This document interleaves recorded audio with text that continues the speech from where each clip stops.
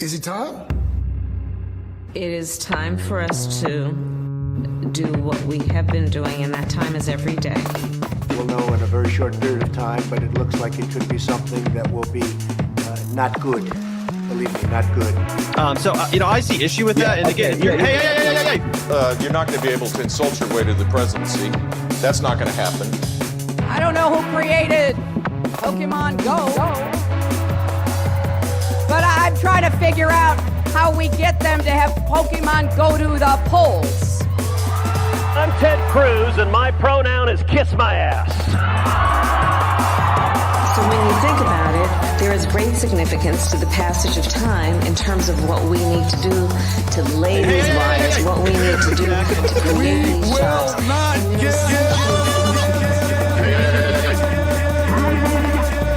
America is a nation that can be defined in a single word.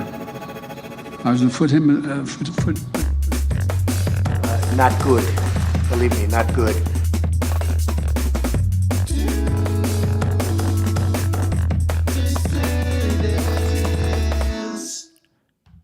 Hello, dissidents. Good afternoon. Welcome one and all to a Tuesday matinee edition of the Do Dissidents podcast. My name is Keaton Weiss, of course, here with Russell Dobular.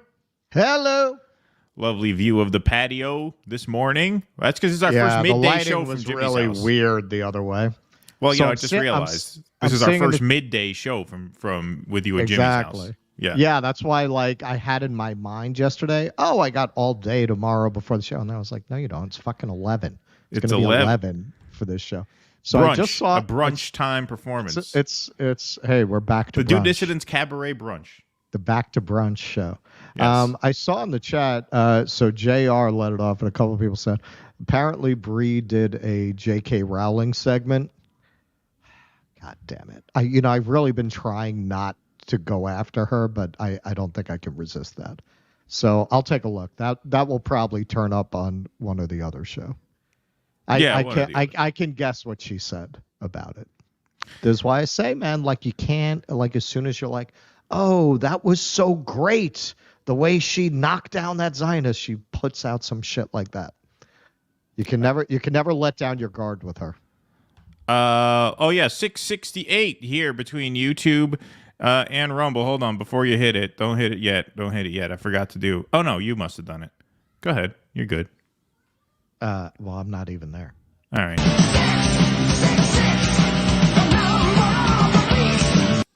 I meant between YouTube and Twitter. Sorry, we're at 689 between Twitter and YouTube, 558 over on Rumble. So thank you guys all very much for being here. I've got the shirt today. That's right. He's got the Iron Maiden shirt I representing actually bought everything. that here. I bought that on Hollywood Boulevard. Oh, beautiful. Excellent. Yeah, we got a great crowd in here filing in. These are kind of a new time slot for us, so make sure you hit that like button wherever you are. Share it, tweet it out if you can. Share it on Facebook, whatever your social media preferences are. We are without Jake today, but I am with Jake's app today, so we are able to field Rumble rants, so send those if you got those. We got a couple super chats in already. I just wanted to give you guys a little update on ticket sales for the live shows. We are approaching half capacity as of now, so that's pretty good considering that the tickets just went on sale a few days ago and the show is 2 months away. So if you want to come, don't sleep on it. Get your tickets now. DoDissidents.com/day show. That gets you tickets to the day show. And DoDissidents.com/night show. That gets you tickets to the 7 p.m. So we're doing a 2 p.m. matinee and a 7 p.m. evening show. So DoDissidents.com/day show gets you the 2 p.m. show. And DoDissidents.com/night show gets you to the 7 p.m. show. Jezzy, if you're a mod, so if you are here, if you wouldn't mind putting in those links to the chat, that would be amazing. Please and thank you, because we don't have Jake here today. But those are the links there. DoDissidents.com/day show and night show for the evening. So like I said, we are approaching half sold out right now. And so we don't want you to miss out. And just so you guys know, these theaters, these venues are small. So it's not like we can fudge it. We're like, oh yeah, we can go 2 or 3 over, right? We can't really do that because the theater is much too small for that. And so, there's no like standing room or anything. Like it's literally you're packed in pretty tight as it is. These are New York off Broadway spaces, and so once we're sold out, we're kind of sold out. That's the way it works. So yeah, we can't really do a standing room type thing. So make sure you get them because we would hate to have to turn people away.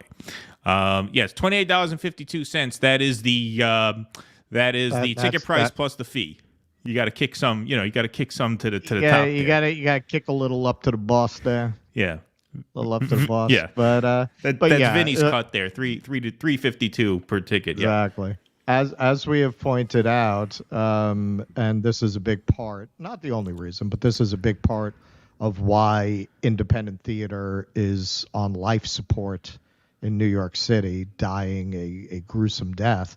The spaces are too expensive, man. Like nobody who's going to do anything you'd want to see can afford it. Right. Yeah. It is pretty brutal. It is pretty brutal, and so that's like, why these are like 1990 show prices we're charging. Yes, indeed. So, like I said, if you guys would like to come, please get those tickets as soon as you can, because we do anticipate running out eventually. So, thank you guys all very much for being here. Like I said, hit that like button. Hit that subscribe button and strap in. We have quite the show for you guys today. We've been saying it was true. We were on the Jimmy Dore show yesterday. Russell hosted. We'll be back tomorrow for that as well. It's been a week. Jimmy's probably on stage right now in the Netherlands, actually. Yeah, probably. No, that's what they said in the production meeting. Yeah, he's like on stage at this moment. That makes sense. Because it's 7, 8 o'clock there. So yeah, make sure you guys are ready. We got quite a show for you guys. Lots of news. Most of it pretty horrible. It's been one of those weeks for sure. And so we're gonna get started in just a second. We are now at 676 over.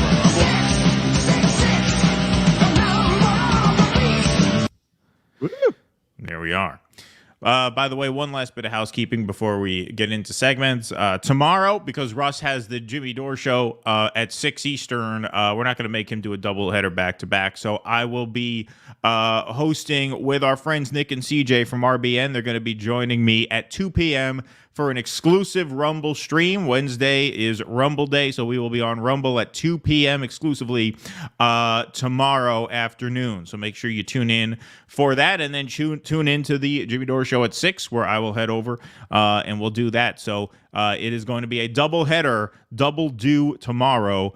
That is Wednesday the 3rd. So Keaton that's going to be a busy double one. header because he does blow. Yeah, well, yeah. I'm a young, sprightly fellow. Well, no, the way it works is when Russell's doing the Jimmy show, I prep almost all of this show. So I prep this one, but I don't have to prep the Jimmy show. I could just show up and do it. And I do. Like the exhibits, right, exactly. I have help. Like Malcolm does some of them. I do some of them. It's a lot of work. It's a lot of, Yeah, especially last night. Those were very involved segments, almost all of them. There was like hardly any simple ones, except for when we were ragging on Dave Rubin and Ben Shapiro. That's easy enough. All the other ones were pretty involved. That's partly because I torture myself. Like, I could make the segments simpler, but why do that? Yeah, right. Exactly. Why do that? I mean, Keaton has pointed this out. I'm like a natural lawyer. I litigate things. I want to litigate shit. Right. So I will tend to be like, oh, I remember that article. Let me put that in. Oh, and let me grab that video. So I will make my case. Right. But that winds up taking triple the time as if you just did a drive-by with the headline and a few paragraphs. Exactly. Well, we're actually leading off with Russell's segment today, a Boeing one. This is a quicker one, but a fun one. One of the only fun ones of the day, folks. We have to start out light and ease into things. So go ahead. There's a little segment we call Poop Plane. And we decided that since we're doing so many Boeing stories, Boeing deserves its own sound drop. So this is our new official Boeing segment sound drop. I'm leaving on a jet plane. And look out for our parody, Leaving on a Shit Plane. We're working on that right now. Yeah, exactly. So, that's for real, man. Boeing plane traveling to San Francisco, forced to turn around after poo left from a broken toilet flowed into cabin and left passengers smelling foul odor. Oh, wait a minute. They were heading to San Francisco? They were just trying to acquaint people with San Francisco on the way. They were just giving them a preview of what they're in for. Sensitize them. Yeah. You know, I always didn't realize that. Well, I always talk about how they merged with McDonnell Douglas in 1997, changing the culture. Lesser known is that they merged with Carnival Cruise Lines last year. So this is, the culture of Carnival Cruises bleeding into their business practices. Right. A United Airlines flight traveling to San Francisco was forced to make a U-turn in midair and return to Frankfurt after feces flowed from a broken toilet into the cabin, filling it with a foul-smelling odor.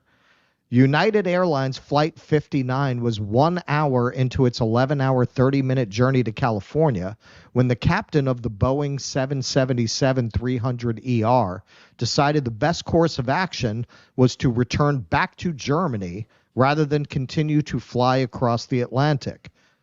That's the right call. Could you imagine? Like the whole cabin smells like shit and doing an 11-hour flight. It's a long one. Yeah. If it were like a quick New York to Chicago, you'd be like, all right, folks, we're just going to muscle through. But you can't cross the ocean like that. No. FlightAware shows the plane circled for a short time over the North Sea to the east of England while the crew weighed up their options.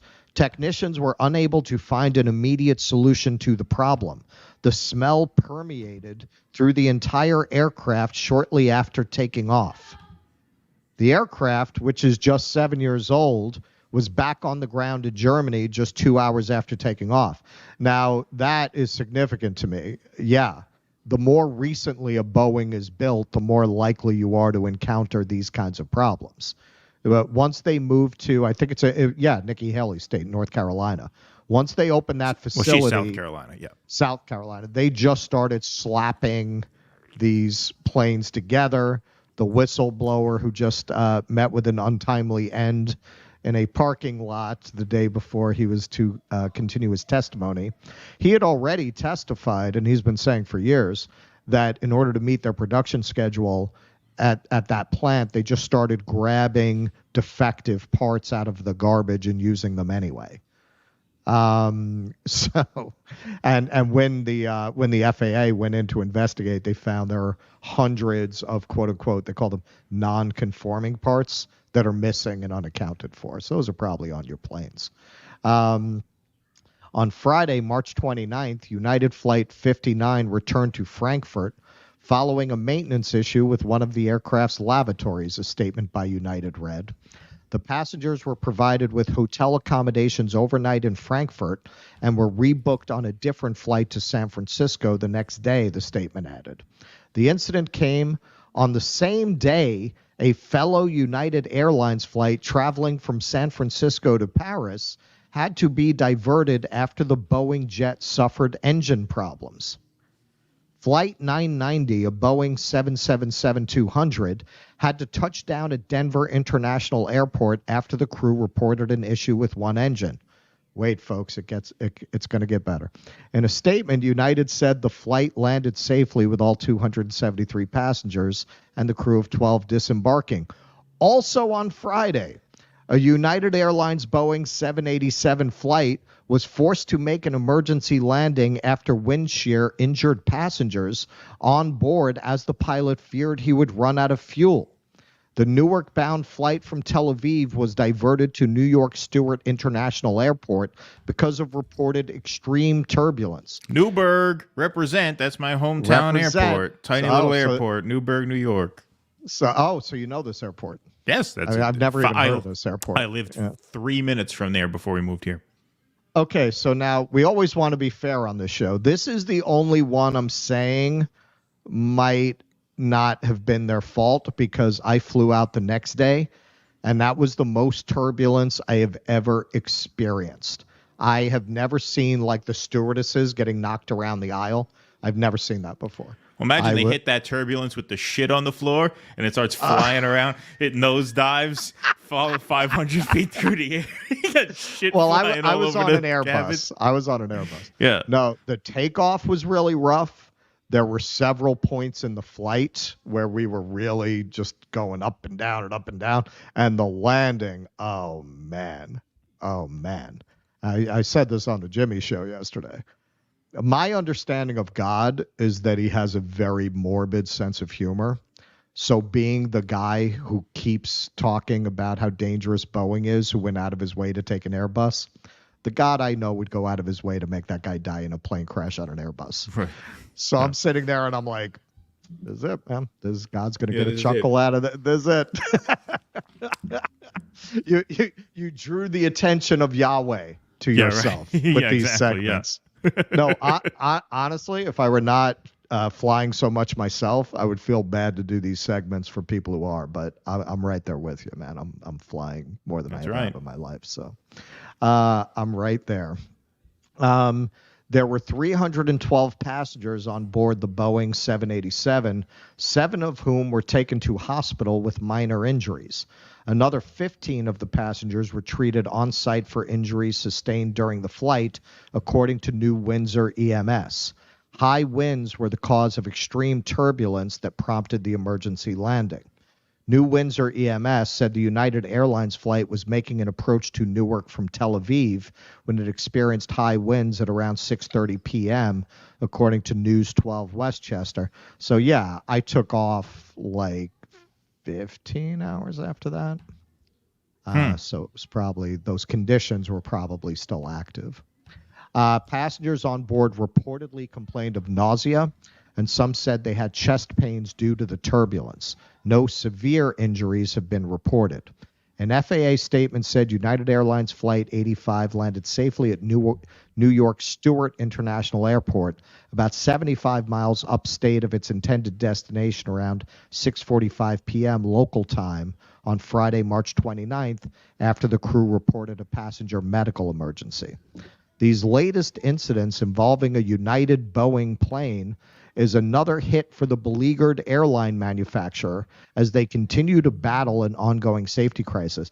And you know what? I don't know why it's always United. Boeing planes are distributed throughout different airlines, but it seems like almost every one of these stories they got a bad batch. Is a United Boeing. Maybe. So yeah, it just keeps getting, the hits keep on coming. These things are happening so rapidly that even though I'm on this beat, I whenever one of these stories really breaks through, there are a bunch of incidents I didn't hear about. So these are some of them. Another Boeing plane, also operated by United Airlines, was grounded 2 weeks after it was found to be missing a panel after it touched down. So the panel just kind of ripped off and nobody noticed until they landed. The plane, a Boeing 737-824, touched down in Medford Airport in Oregon despite the missing part, with no injuries reported. You don't need that. You don't need, a lot of these panels are redundant. Right. You don't need all the parts on the plane. Just a few days. Well, on the ship plane, they could have just blown the door out the way they do sometimes, air it out a little bit, make sure the seatbelts are fastened nice and tight. Haven't they ever seen Aliens? Yeah, right, exactly. Yeah, no, exactly. Worked for her. Yeah. Right, sure. Just a few days before the plane with the missing part was grounded, another Boeing plane had to land after hydraulic fluid spewed from the landing gear mid-flight. The forced landing happened at the San Francisco-bound 777-300 embarked from Sydney, with fluid filmed leaking from its undercarriage. Okay, so just to really scare the living shit out of everybody, literally. So that's the plane that landed without the panel there. So it's going to make you want to get on a plane, right? And here's a little video of the hydraulic fluid coming out of the plane in Sydney. All right, so watch by the wheels. That's where you'll see it once it goes in the air.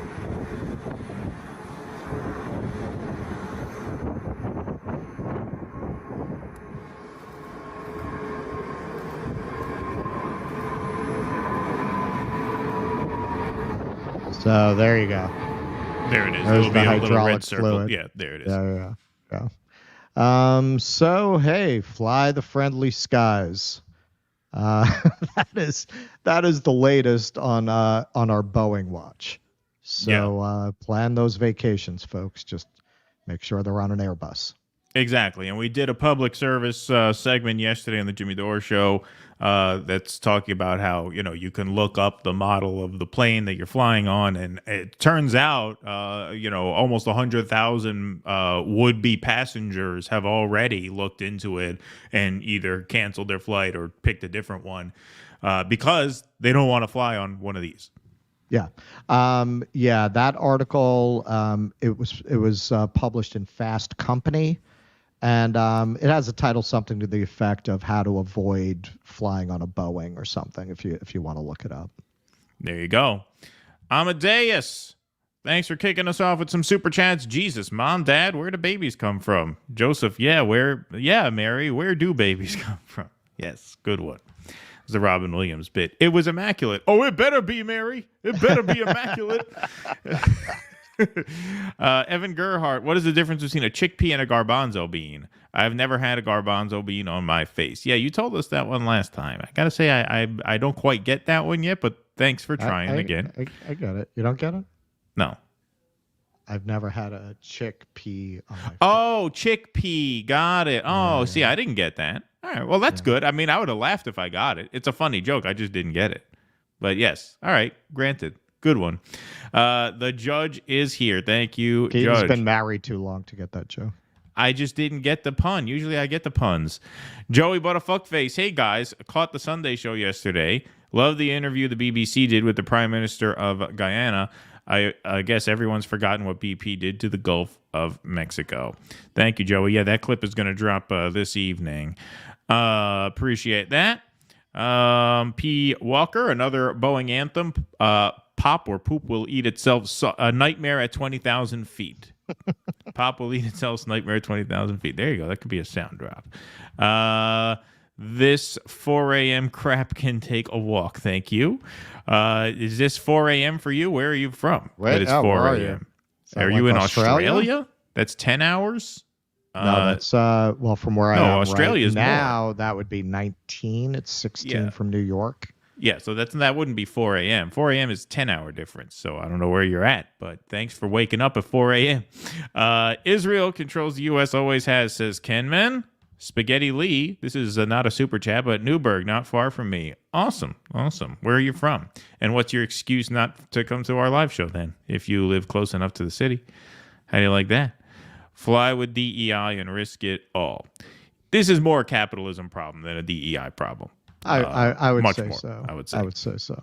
Because you're not seeing like pilot error. It's not that. It's fucking. It's the fucking planes are falling apart in the sky. Right. Corner cutting. Indeed. All righty. Let's move on. We'll take some more super chats and rumble rants as we go. As Texas students clash over Israel-Hamas war, Governor Greg Abbott orders colleges to revise free speech policies. This is from the Texas Tribune. As the Israel-Hamas war continues to ignite tensions among Texas college students, Governor Greg Abbott issued an executive order requiring schools to discipline what he described as the sharp rise in anti-Semitic speech and acts on university campuses. Higher education institutions are expected to update their free speech policies to include the definition of anti-Semitism, as well as establish and enforce punishments for violating those policies. Expulsion from the college could be considered an appropriate punishment, Abbott said. Texas supports free speech, especially on university campuses, but that freedom comes with responsibilities for both students and the institutions themselves, Abbott wrote in the Wednesday executive order. The Israel-Hamas war has tested free speech policies at universities in Texas and across the country as pro-Palestine and pro-Israel students engage in protests and heated discussions. School leaders have struggled to strike a balance between their roles as moderators and facilitators of intellectual debate on campus.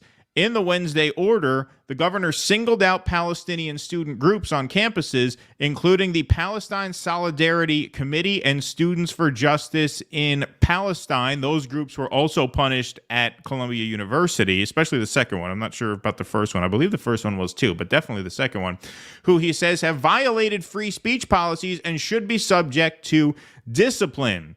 The founder for Individual Rights and Expression, FIRE for short, you've probably heard of them, an advocacy group for free speech on college campuses, said Texas colleges can and should go after anti-Semitic harassment, threats, and violence, but Abbott's executive order goes too far and leans on a definition of anti-Semitism that would involve punishing students for core political speech, including any criticism of Israel, the group said. FIRE is actually a principled free speech organization. They speak up for right-wingers and left-wingers. They're the new ACLU. Exactly. They'll speak up for you no matter who you are. State-mandated campus censorship violates the First Amendment and will not effectively answer anti-Semitism, FIRE said in a statement. By chilling campus speech, the executive order threatens to sabotage the transformative power of debate and discussion.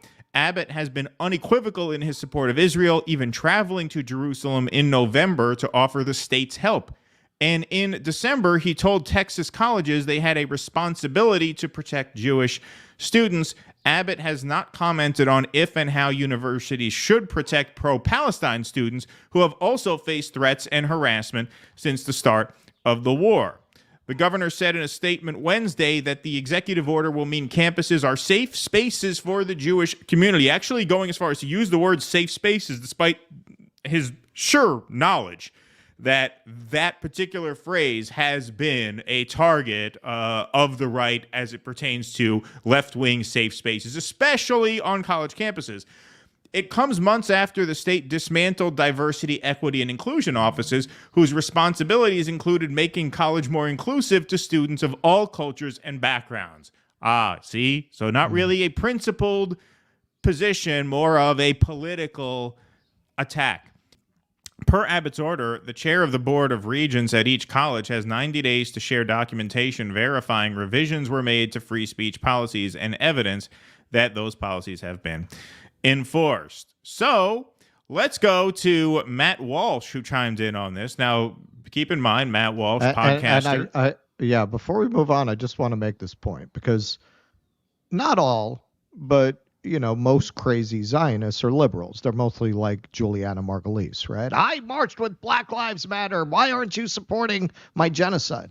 Yeah, those are the ones we know. I mean, I don't know if most of them as a percentage of the whole are like that. I think it's probably split. I think it's pretty bipartisan. Okay. The Hollywood Zionists are very much in that camp, liberal elite Zionists. What do they make of the fact that their strongest support comes from like Ron DeSantis and Greg Abbott? Right. That's why I'm saying we've talked about this.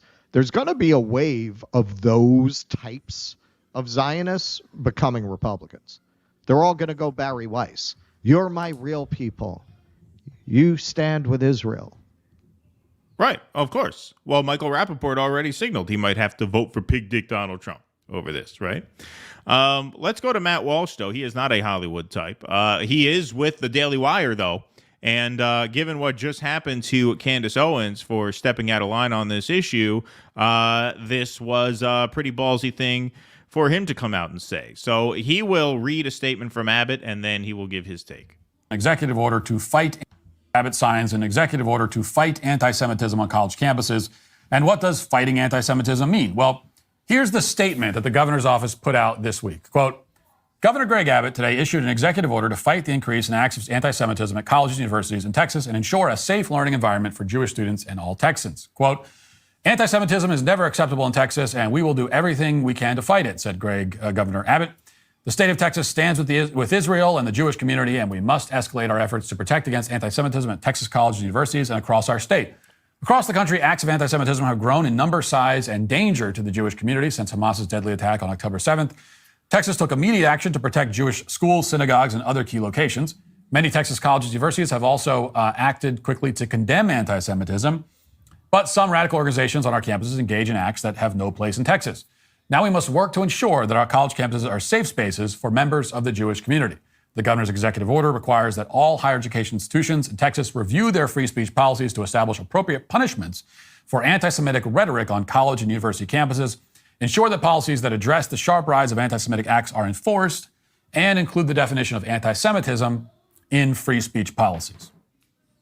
So, this is an executive order targeting what he describes as anti-Semitic acts and rhetoric. In fact, he is ordering colleges in the state to establish appropriate punishments for this rhetoric, which he deems anti-Semitic. And he says explicitly that these offensive statements must be shut down so that college campuses are safe spaces for Jewish people. Now, I seem to remember Republicans spending the past, 10 years complaining about the safe space mentality on college campuses. And now here we have the Republican governor of Texas issuing an executive order commanding college campuses to be safe spaces. So we seem to have lost the plot here somewhere along the line. You're about to lose your podcast there. At least on the Daily Wire. You'll still have it. Maybe he likes his chances. I don't know. He's already demonetized on YouTube. I don't think Candace Owens is. She can still get in on some of that YouTube money. Yeah. Taking that position right in the middle of the Candace Owens shitstorm, Matt Walsh is a very smart guy. That's a calculated move. He is telling them to go fuck themselves. And I have long said this. I do not agree with Matt Walsh's position on a lot of things. Obviously, we agree. Actually, I can't even say that. We agree on certain elements of the transgender issue, but he goes much further than I would. He dismisses the whole idea of it, or even, adult right to be that. Right. I'm not there with him. That having been said, I've always found his reporting on the parts where we do overlap to be reliable in regards to medicine and children and that kind of thing. I've never used anything from him that didn't check out. So my read on him has always been, particularly because of how he handled the YouTube thing, where they did give him the option to keep his monetization. According to him, that choice cost him $400,000 a month. That's what he says he was pulling in. I believe it. They offered monetization. He had to back off on misgendering somebody or people in general, and he wouldn't do it. Well, that's his bread and butter. I mean, he can't do that. It is his bread and butter, but just like Candace Owens, I said that about her also once I saw more of her. It's not about, do you like them? Do you agree with them? Some people in this space are just straight up grifters. They're just in the space to make money. They'll say whatever they need to do. They're positioning themselves in order to build their brand. I did not read Candace Owens that way based on what investigation I did into her. I don't read Matt Walsh that way. I read him as a guy he's a true believer. He is a genuine, legitimate Christian conservative who, like many Christian conservatives, actually believes that free speech is fundamental to the nation, has what used to be a very liberal belief that, well, if you shut down their speech, they're going to come for yours. That was always the liberal argument. They seem to have forgotten that. So, yeah, I think he's obliquely telling them at the Daily Wire that they don't like what they did with Candace Owens. Yeah, I read it that way too. And, the point is especially powerful in the sense that this is just a top-down executive order from the governor of the state. I mean, you are imposing these rules and restrictions in the most anti-democratic way you could think of. Certainly far more than like students protesting and, running a speaker out of town. And I don't say that to condone that. I'm just saying, like, that involves some mass movement of people expressing their disapproval of what's happening. Even if a board gets together and decides to cancel a speaker, like I said, I do not condone that whatsoever. But that is even of a more democratic nature than this, whereas the governor of the states just says, no, we have to make special rules after we've already gotten rid of DEI. We have to go in and write a special carve-out protecting Jews and Israeli students from political speech, from Fire said, as they should said, obviously, anyone who harasses anyone or threatens anyone based on their religion, color, orientation, whatever, obviously that is not allowed. But this calls for specifically targeting speech. And it even says that in the statement that Matt Walsh read. That's why I played that over. They acknowledge this is a restriction on free speech. They're not making the formulation that, you know, some of the New York universities made, which is that from the river to the sea is harassment, is a threat, therefore it's canceled. No, he just says we need to restrict freedom of speech policies. We need to we need to close the Overton window on this issue. So it's, of course, blatantly, by intent, openly anti-free speech. And the hypocrisy of this is obvious on two fronts. Number one, safe spaces has been a right-wing buzzword for the last decade, as Matt Walsh said. Amazing and they just got rid of DEI. Yeah. He said safe spaces. Yeah, exactly. This is really Barry Weiss's vision and Bill Ackerman's vision come to life. That's their vision, right? Barry Weiss made a long speech about how the answer wasn't for Jews to join DEI, that DEI had to be gotten rid of, but at the same time was arguing that colleges had a responsibility to shut down anti-Semitic speech as she defines it, which clearly is simply being anti-Zionist, is anti-Semitic. This is that vision put into practice. He got rid of DEI and then recreated DEI, but just for Jews. Yeah, as a specific carve-out. Absolutely. Indeed. Henazo, damn it. I'm about to get on a Boeing Dallas to Houston. Hope it goes smoothly. If it's not United, you should be okay. It seems to be that combination that manifests poop in the aisles. How far is it a drive from Dallas to Houston? Probably 4.5, 5 hours would be my guess. By the time you check your bag and get on there and go through security and wait, it's an hour at each airport, plus it's about 45 minutes. You just drive. Just drive. Yeah, exactly. Cancel it. Cancel it. Sloppy top 10. It's okay. San Franciscans are used to poo. Yeah, that was my joke. Thank you, Sloppy top 10. Indeed. Let's go to a couple more super chats here. This is let's see here. Pre-next segment cash. Let's go Persians. Thank you very much. You know your flight is in trouble with when the skid marks are inside the plane. Thank you, Pelican. Yeah, that's good. That's a funny one. I like that one. Thank you very much. Okay. Not DEI, nothing to do with unqualified blacks. This is just corporations lowering standards, not a result of diversity and inclusion of minorities. I agree. I knock that down every time it comes up in regards to this. 100%. Yes, absolutely. Yeah. This is not a DEI thing. This is cutting corners.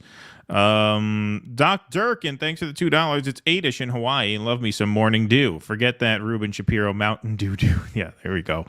Beautiful. Thank you. Thank you all for tuning in here. 1,082 strong on Rumble, 1,744 between YouTube and Twitter. So thank you guys all very much. Nice. For being here. Nice crowd. Getting the crowd going on these Tuesday afternoon streams, which is great to see. Okay, folks. This is our final light-ish segment of the day. From here on in, buckle up. But this one is... Smoke 'em if you got 'em. Yeah, exactly. Smoke them if you got them. But this is a pretty dire story. This is a pretty big picture story here. CNBC reports the wealth of the 1% just hit a record $44 trillion. That's right. $44 trillion is now the net worth of the richest 1% of Americans. The wealth of the top 1% hit a record $44.6 trillion at the end of the fourth quarter as an end-of-year stock rally lifted their portfolios, according to new data from the Federal Reserve. The total net worth of the top 1%, defined by the feds as those with wealth over $11 million, increased by $2 trillion in the fourth quarter. All of the gains came from their stock holdings. The value of corporate equities and mutual fund shares held by the top 1% surged to $19.7 trillion from $17.65 in the previous quarter. While their real estate values went up slightly, the value of their privately held businesses declined, essentially canceling all other gains outside of stocks. The quarterly gain marked the latest addition to an unprecedented wealth boom that began in 2020 with the COVID-19 pandemic market surge. Since 2020, the wealth of the top 1% has increased by nearly $15 trillion, or 49%. Middle-class Americans have also seen a rising wealth tide, with the middle 50 to 90% seeing their wealth increase 50%. Well, that's nice. Now, it's going to show you this chart here. Now, look. Hands, Mr. Hooper. Counting money all you like. Starting with the CARES Act, right at the beginning of the lockdowns, that was described accurately as the largest upward transfer of wealth in the history of the world. And as you can see here, I just don't understand why so many of these Trump voters hate democracy. Yeah, they really hate democracy. Look at that. Look at that payola there between 2020 and 2024. However, if you notice, there was a slight bump there where it went slightly down, as has happened from time to time. But while you could certainly blame a lot of this on that CARES Act, on the way that wealth was consolidated during the pandemic, how the lockdowns harmed a lot of small businesses and made Amazon the go-to for just about every household, right? It would be narrow-minded to put all the blame there, because look at this. Right before 2010, so what would be, according to this graph, that would be 2008, the net worth of the top 1% was around $15 trillion, which means it's tripled in the last 14 years since we elected Barack Obama, the man of the people, hope and change, right? Everybody's going to get a shot. Since then, the net worth of the richest 1% of people has tripled over that period of time. Just so you know, folks, the GDP of the United States, which is the richest country on earth, $25 trillion, which means you could make the case quite aptly that the richest 1% of people literally, in a sense, own this country almost 2 times over. Their net worth is twice that of the GDP of the entire country, and it has tripled over the last 14 years. Again, you talk about why do Trump voters hate democracy? Well, look at that window of time between 2008 and 2016. A steady increase. It almost doubled over that period of time. From just over 15 to just about halfway between 25 and 30. That was under President Hope and Change.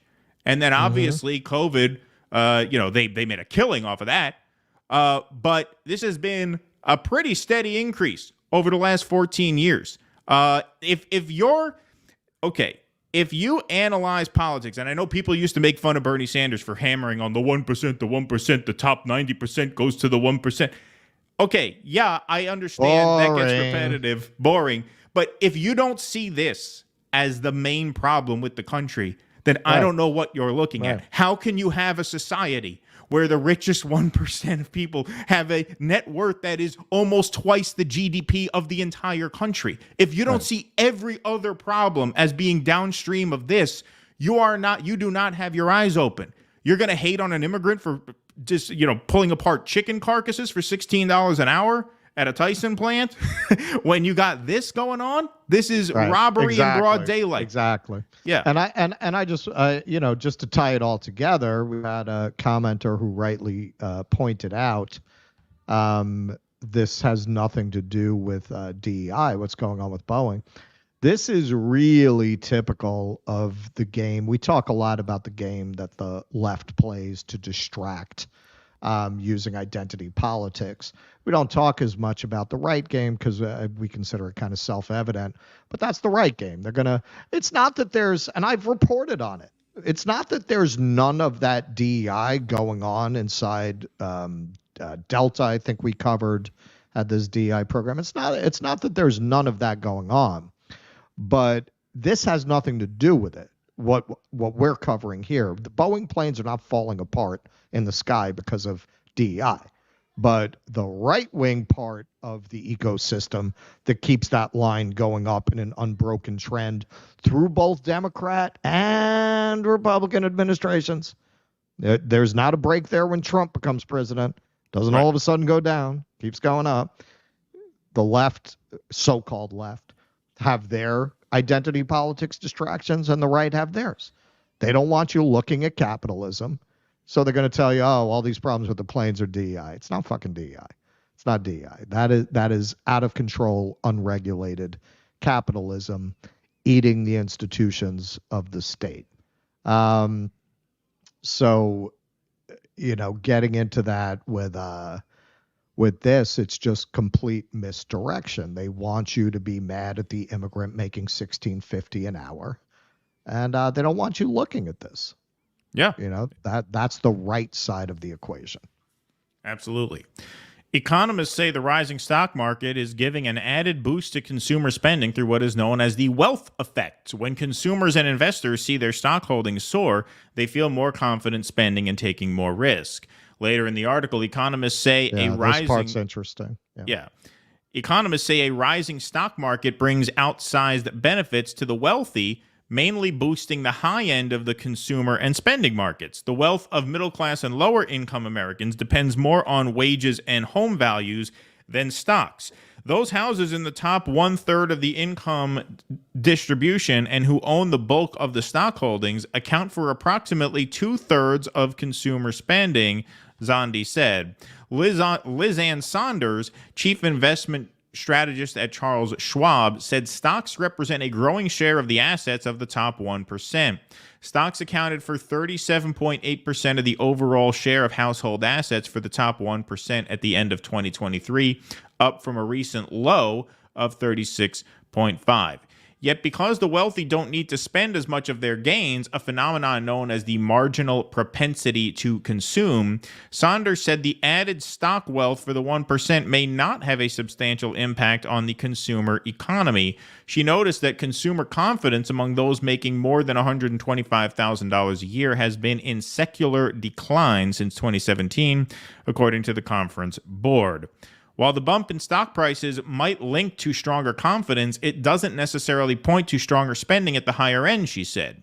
With the S&P 500 already up 10% this year, it's likely that the wealth of the upper echelon has already topped the record at the end of 2023, while inequality declined slightly in 21 and 22 as wages increased and housing prices surged. The wealth gap has since crept back to pre-pandemic levels. The top 1% accounted for 30% of the nation's wealth at the end of the fourth quarter, while the top 10% accounted for 67% of all wealth. The top 1% accounts for 30% of the nation's wealth, and 67% of all wealth in this country is owned by the top 10. Yeah. Well, this is why it feels like we live in two Americas, because we do. Because we do. Yes. And this is why the conversation among the establishment, and I include the Republican and the Democratic establishment in that equation, is so completely disconnected from everybody else's. Because for them, the system is working. The country is good. So people who really want to upend the system, they're dangerous nut jobs. Come on, man. We've never had it so good. What do you mean? What's wrong with you? Work hard, bootstraps, all that. Right. I mean, even Democrats believe that. They just want to give you a few programs to help you achieve your meritocratic aims. There are no problems, and that's really what Barack Obama represented. It was really the apotheosis of neoliberalism, the neoliberal premise, the idea that there's nothing wrong with the system other than discrimination. As long as you address discrimination against identity groups, the system works just fine. If you wind up, not able to feed your kids, well, you should have done better in school. That's what Right. Thomas Frank always talks about. Well, you should have done better in school. The only problem is if people are not allowed to have that opportunity to become a greedy consumer, right? As long as you have the opportunity, no matter what your identity is, system is fine. If you wind up in poverty, well, you should have gone to Harvard. And now that student debt is so out of control, I've noticed even the Democrats are backing off that shit a little bit, because Obama, every speech about economic strife had to do, he peppered in somewhere that everybody should, have the opportunity to go to college. Right, The implication of that is that, of course, going through the higher education system is the gateway into an economically secure life. And obviously the other implication of that is that if you don't go to college, you're going to be poor, and you're going to deserve to be poor because you didn't go to college. And I've noticed Biden has backed off that a bit. I haven't heard the Democrats talk like that as much in recent years. They still do sometimes, but with Obama, it was literally every speech that had to do with this topic. And they can't go there as much anymore because student debt is out of control, and it's just too obvious to too many people that is a giant scam to so many people who get sucked into it.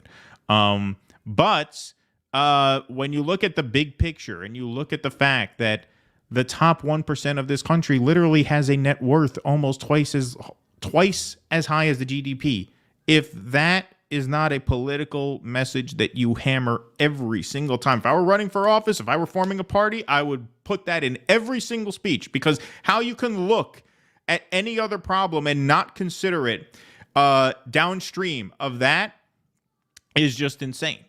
That's obviously the problem. Well, hey, for all of his failings, as you point out, Bernie did do that, and they destroyed him. Yeah. And they destroyed him, and they'll do that to anybody who runs on that, unless they're a right-wing grifter like Donald Trump. Because then he's not going to do anything about it. What did he do? Remember, he was talking about the hedge fund managers. We got to tax the hedge fund managers. He gave them a fucking tax cut. He didn't do shit about the hedge fund managers. Why did that line keep going up? I know we get our MAGA people. Look at that line. All right. Now, next time you want to tell me how Donald Trump is different, I want to pull up that chart. There we go. We'll keep that chart on hand. That'll be a graphic that we'll just keep loaded in.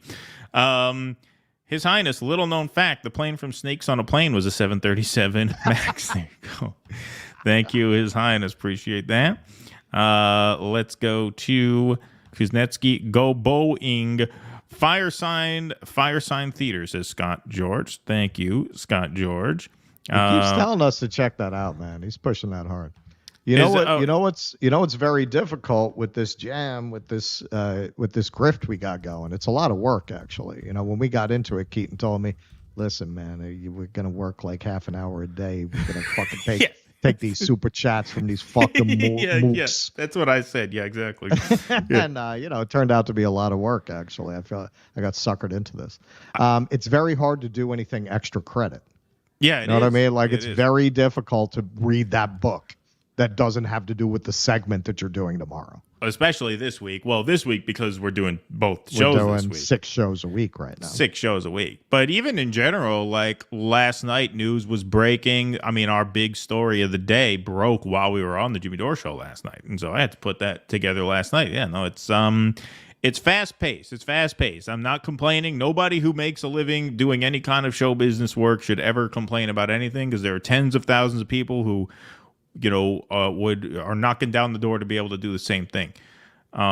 Mook is like old school for like a stupid person. Yeah, like a schmuck, basically. Like a schmuck. Yeah, look at this Mook. Look at this schmuck. Look at this Mook. Right, exactly. So yeah, never listen to anybody complain that they work too much if they do this, but it does make it hard to do the extracurricular stuff. Because especially last night, that was a big news evening. Dude, obviously. I have Audible. I have an Audible subscription because I literally know that I don't have enough time to physically read all the material I need to learn for doing this. So I need to be able to take in a book while I'm cooking, while I'm walking down the street. Oh, of times course. that I can't open a book. It's the only way I'll get in all the books I need to absorb. Absolutely. You don't want to upset Norm by not reading your books. Yeah. That I read the old-fashioned way. You looked that up on Wikipedia before the show? Yeah. Fucking Norm on Audible would be the funniest shit. Nobody would ever buy the print version again. Right, exactly. Talking about competing with yourself, right? You can become a member of this show and support what we do by going to patreon.com/do dissidents. That is a massive help to everybody who signs up. You keep this show going and censor-proof the operation. Thanks to our patrons, we're doing 4 shows a week right now, including a Rumble exclusive stream on Wednesday. Tomorrow we'll be live with Nick and CJ at 2 p.m. exclusively on Rumble. Everybody has access to that, but patrons get their name up in lights. They also get call-in access to the weekly Q&A shows after our Sunday evening podcast, and they also get 2 additional streams per month. That's 2 bonus streams per month. And also, yes, we can announce this today. Russell, go ahead. You could do the honors. You're such a fantastic moron. I just had to hit that. Yes, so we are exclusively for patrons. We are going to stream the live shows. So we've had a lot of people like, hey, I'm halfway around the world. How am I going to see it? So you're going to get to see it, but yeah, only for patrons. So sign up. We're not doing a pay-per-view thing, anything, only for patrons. Right. Now, we will release clips of the live shows on YouTube, so it's not like nobody will get to see any of it. Right. But if you want the live stream to watch live and the entire thing unedited and uncensored, those will be available for people who sign up. Patreon.com/DoDissidents is as little as $5 a month. You get access to those live shows. We will live stream the live shows exclusively for members over on Rumble because those are going to be uncensored shows. Those are going to be quite funny. I've already run some jokes by Russell that he's rejected even for the live show. So those are going to be quite something. See, he's shaking his head. Everyone thinks it's me. It's him, man. It's him. I've described this before. You know, I used to drive horses. It's the quiet horses you got to worry about because you never see it coming, man. Keaton's that quiet horse. Exactly. Keaton, the quiet horse Weiss. That's what I should call myself, the quiet horse. You could sign up for our locals too. Perks are the same across all these platforms, so you can go to patreon.com. And before we move off that, we're going to have a projection screen that will project the show. We are going to be taking chats during the show. During the show, we'll be taking some chats as well. Yes, so that's another perk of signing up. So you can hit that join button and join our locals. That's right underneath the Rumble screen for all of you guys who are watching on Rumble. Over 1,200 in the Rumble chat now. That bright red join button right underneath the video screen takes you to our locals. You can sign up there for as little as $5 a month. You can also become a paid Substack member or patreon.com/DoDissidents. Like I said, perks are the same across all 3 of those. So we are now adding a 4th perk for the members. Not only do you get 2 exclusive streams per month that are just regular interactive podcast streams, you get Q&A call-in access, shout out on the show credits, and live access to our live shows. So that's a bargain, all for $5 a month. And you also get the good karma of supporting independent media. That is very important as well. And now that we have a crowd in here, we're not going to put the screen up again. I don't want to drive you guys crazy, but we do want to reiterate that tickets are moving for the live shows. So if you want to come, DoDissidents.com/day show. That gets you tickets to the 2 o'clock matinee. DoDissidents.com/night show gets you tickets to the 7 o'clock. Both shows will be live streamed for patrons exclusively. There will be video clips up on YouTube of some of the show after, whatever we deem safe to publish. Does any paid count? Yes. Any paid subscription anywhere. Patreon, DoDissidents, Patreon, Substack, or locals. Any of those 3. The perks are the same. So absolutely 100%. All righty. Let's continue. Moving on here. 1 second. Just got to copy and paste this. I'm without Jake today, so I'm moving a little slower than usual. Hey, do you have your name on there now? Do you have it on there? Is it on there now? If it's not, I'll add it. But they should be updated because I gave Jake the updated list for Sunday. So they should be up there. If it's not up there, it's a mistake. So yeah, let us know. But we will double check that for you, His Highness. Okay. All right, let's move on here. Okay, folks, this is like the second act of Rent. You know how Rent starts out this really kind of fun, sort of very snappy play, and then after intermission, it's like, oh my God. Dancing in the Sidewalk Cafe that was 3 blocks from where I lived at the time that musical premiered. Wow. That musical premiered next door to my theater. My theater was next door to the Musical Theater Workshop. Oh, wow. Is that what they're called? Musical Theater Workshop there? I don't remember. I believe so. Yeah.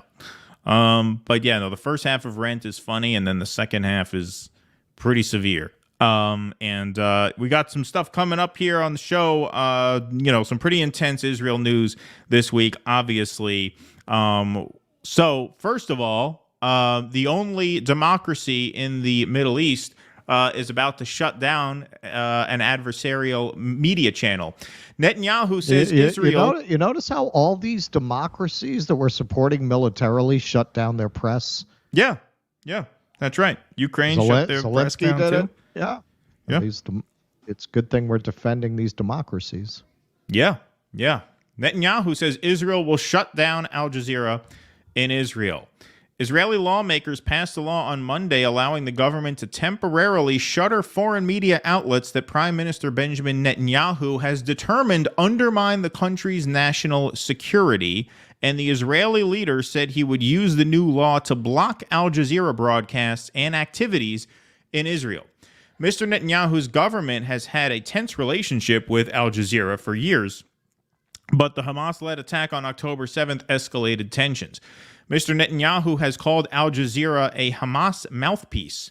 On Monday, the prime minister said it was time for the Qatar-backed network, one of the most widely viewed sources of television news in the Arab world, to stop broadcasting in Israel, although he did not specify when that would happen. The terrorist channel, Al Jazeera, will no longer broadcast from Israel.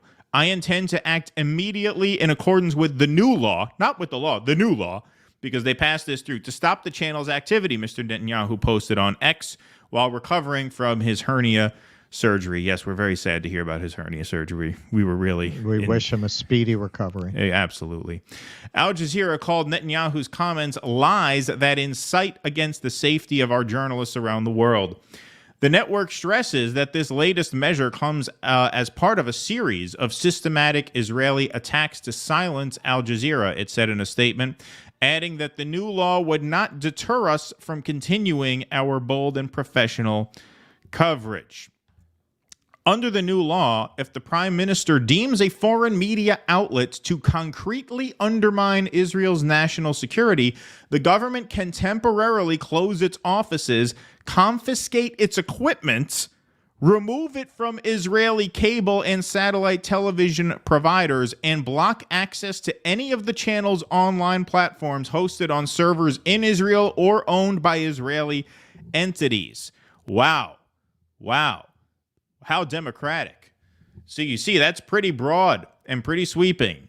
The Committee to Protect Journalists, an independent nonprofit organization that promotes press freedoms around the world, criticized the new law, saying that it, quote, contributes to a climate of self-censorship and hostility towards the press. White House Press Secretary Karine Jean-Pierre, asked about the law during a news briefing in Washington, said that, quote, a move like this is concerning. Oh, really? We believe in the freedom of the press, she said. It is critical. The new law comes at a critical time in Israel's relationship with Qatar, which has been hosting ceasefire negotiations between Israel and Hamas.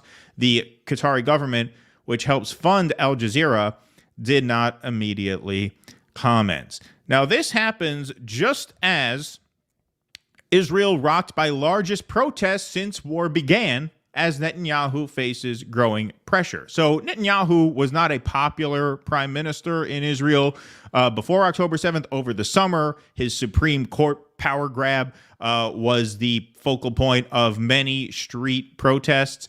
But just a few days ago, these protests reached a record size of Israelis who are frustrated by his refusal to make a deal to bring the hostages home. Thousands of people took to the streets of Tel Aviv and Jerusalem over the weekend in the largest protest Israel has seen since the start of the war against Hamas, a significant challenge to the increasingly embattled leadership of Prime Minister Benjamin Netanyahu. Demonstrators are angry at Netanyahu and his government for not having secured the release of all the hostages taken captive during the October 7th terror attack. While 105 people were released during a temporary truce last year, another 130 that were kidnapped, are either dead or still being held by Hamas and other militant groups. Banners at the protests called on the prime minister to resign and for Israel to hold new elections. You failed, one poster read. Impeachment now read another. Look at the size of that. That is pretty huge. That is pretty huge. Okay, let me just point something out, because we did a segment a while ago about how all of these so-called liberal Israelis who had been so horrified by the right-wing Netanyahu government that they were thinking about leaving Israel, all reaffirmed their dedication to Zionism after October 7th and decided this is their home and fully support the war effort. A lot of these groups that had been protesting Netanyahu actually changed their whole mission to supporting the war effort in Gaza.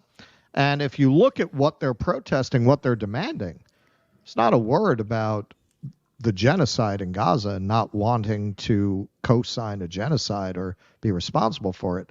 It's about their hostages. Of course, yes.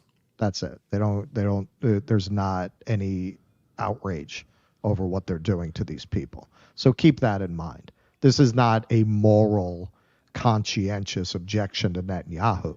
They're just mad that he didn't deliver.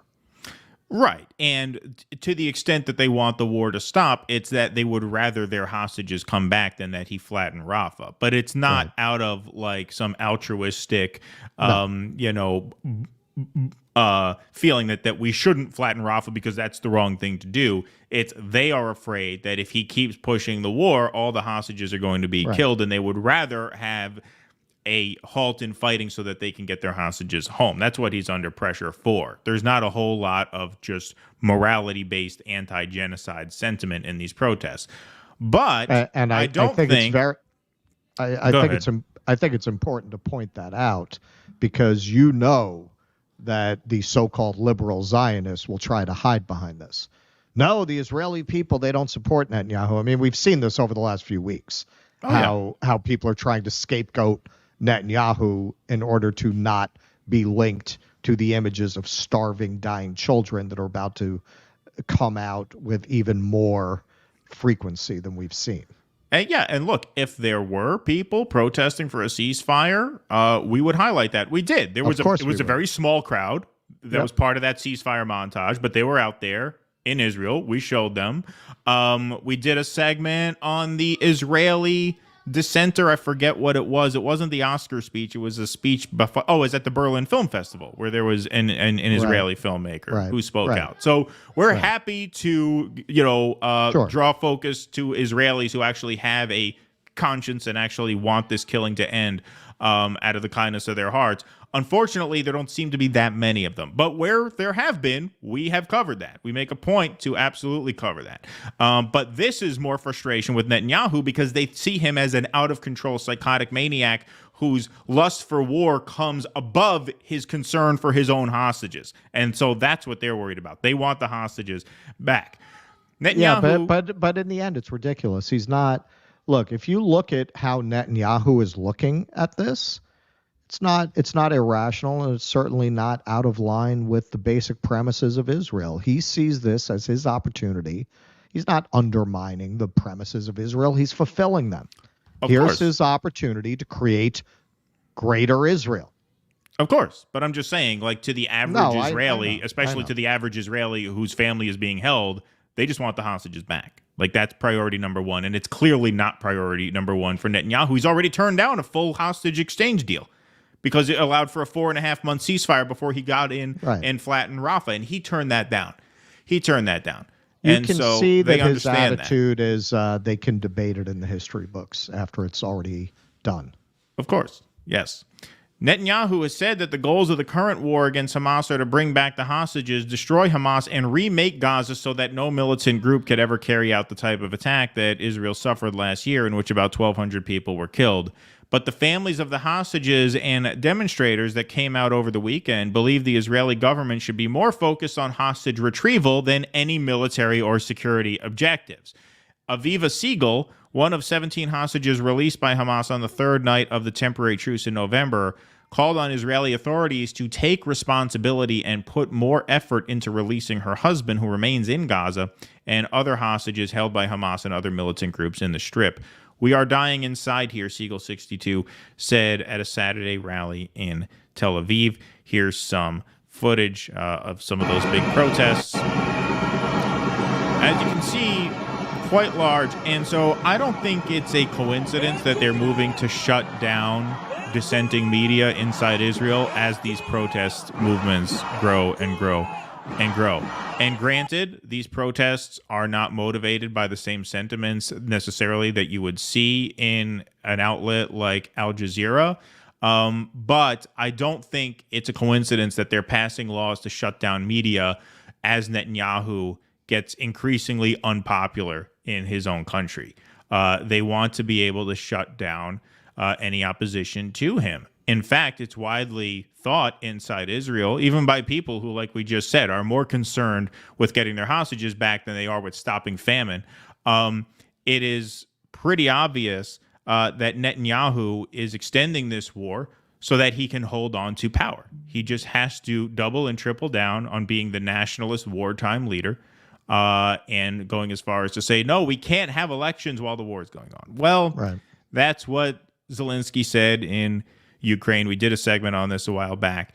And so the censorship of a major news operation and the sweeping power that comes with that censorship to confiscate their equipment, right, to shut down streaming services that they broadcast to if Israel has an ownership of them. I mean, that is pretty widespread. That's pretty widespread. It's pretty clear that this is all part of an effort to, secure Netanyahu's own power.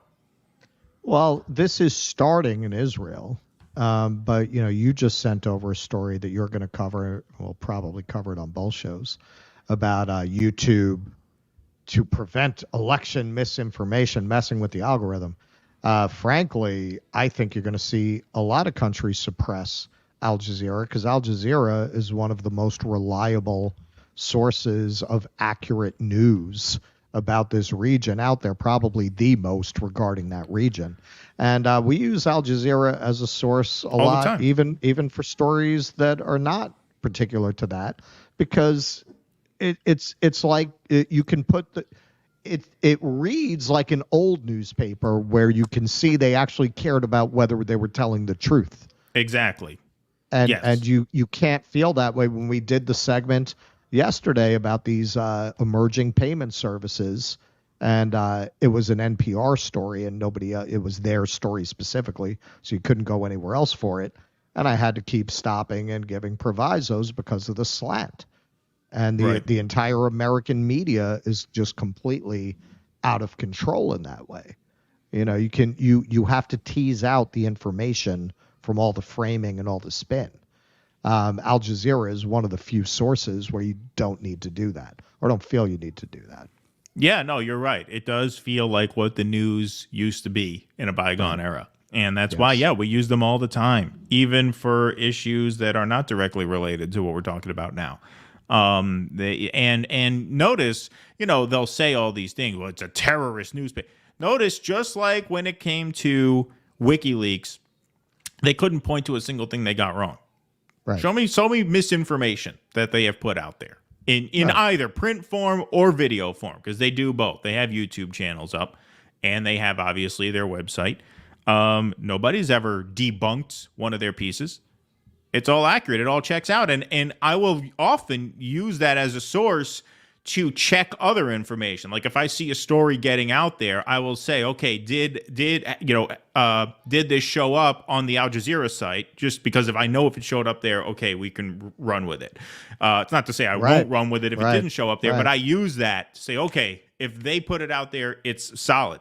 And so, just obviously a pretty desperate move to hang on to power and to control the narrative in an already fucking brainwashed beyond belief population.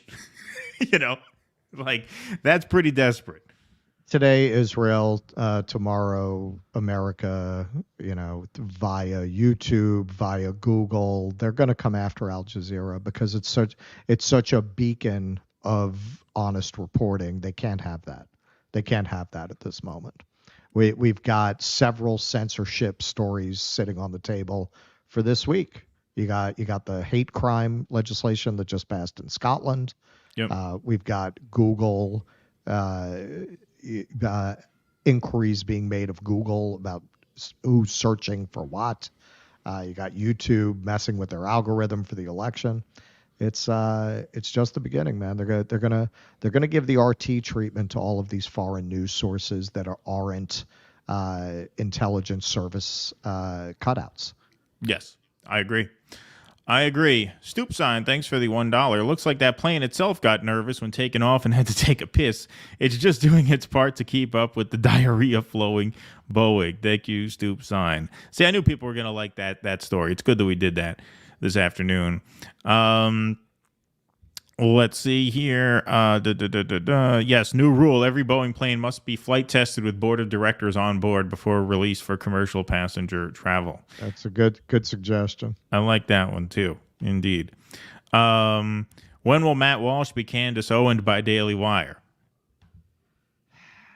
They won't do that right now, but if he continues in that direction, I don't know, because they got so much backlash over Candace Owens. From what I understand, and I'm pretty sure this is right, Daily Wire's not publicly traded, so they don't have to release the information about subscriber loss after firing her, but I'm sure it was considerable. Right. Y'all are hypocrites on free speech if you don't believe it should equally apply to minors. God, I knew Do this your was research on your own parenting, but fuck government restrictions on him. Do your own parenting, but fuck government restrictions on expression.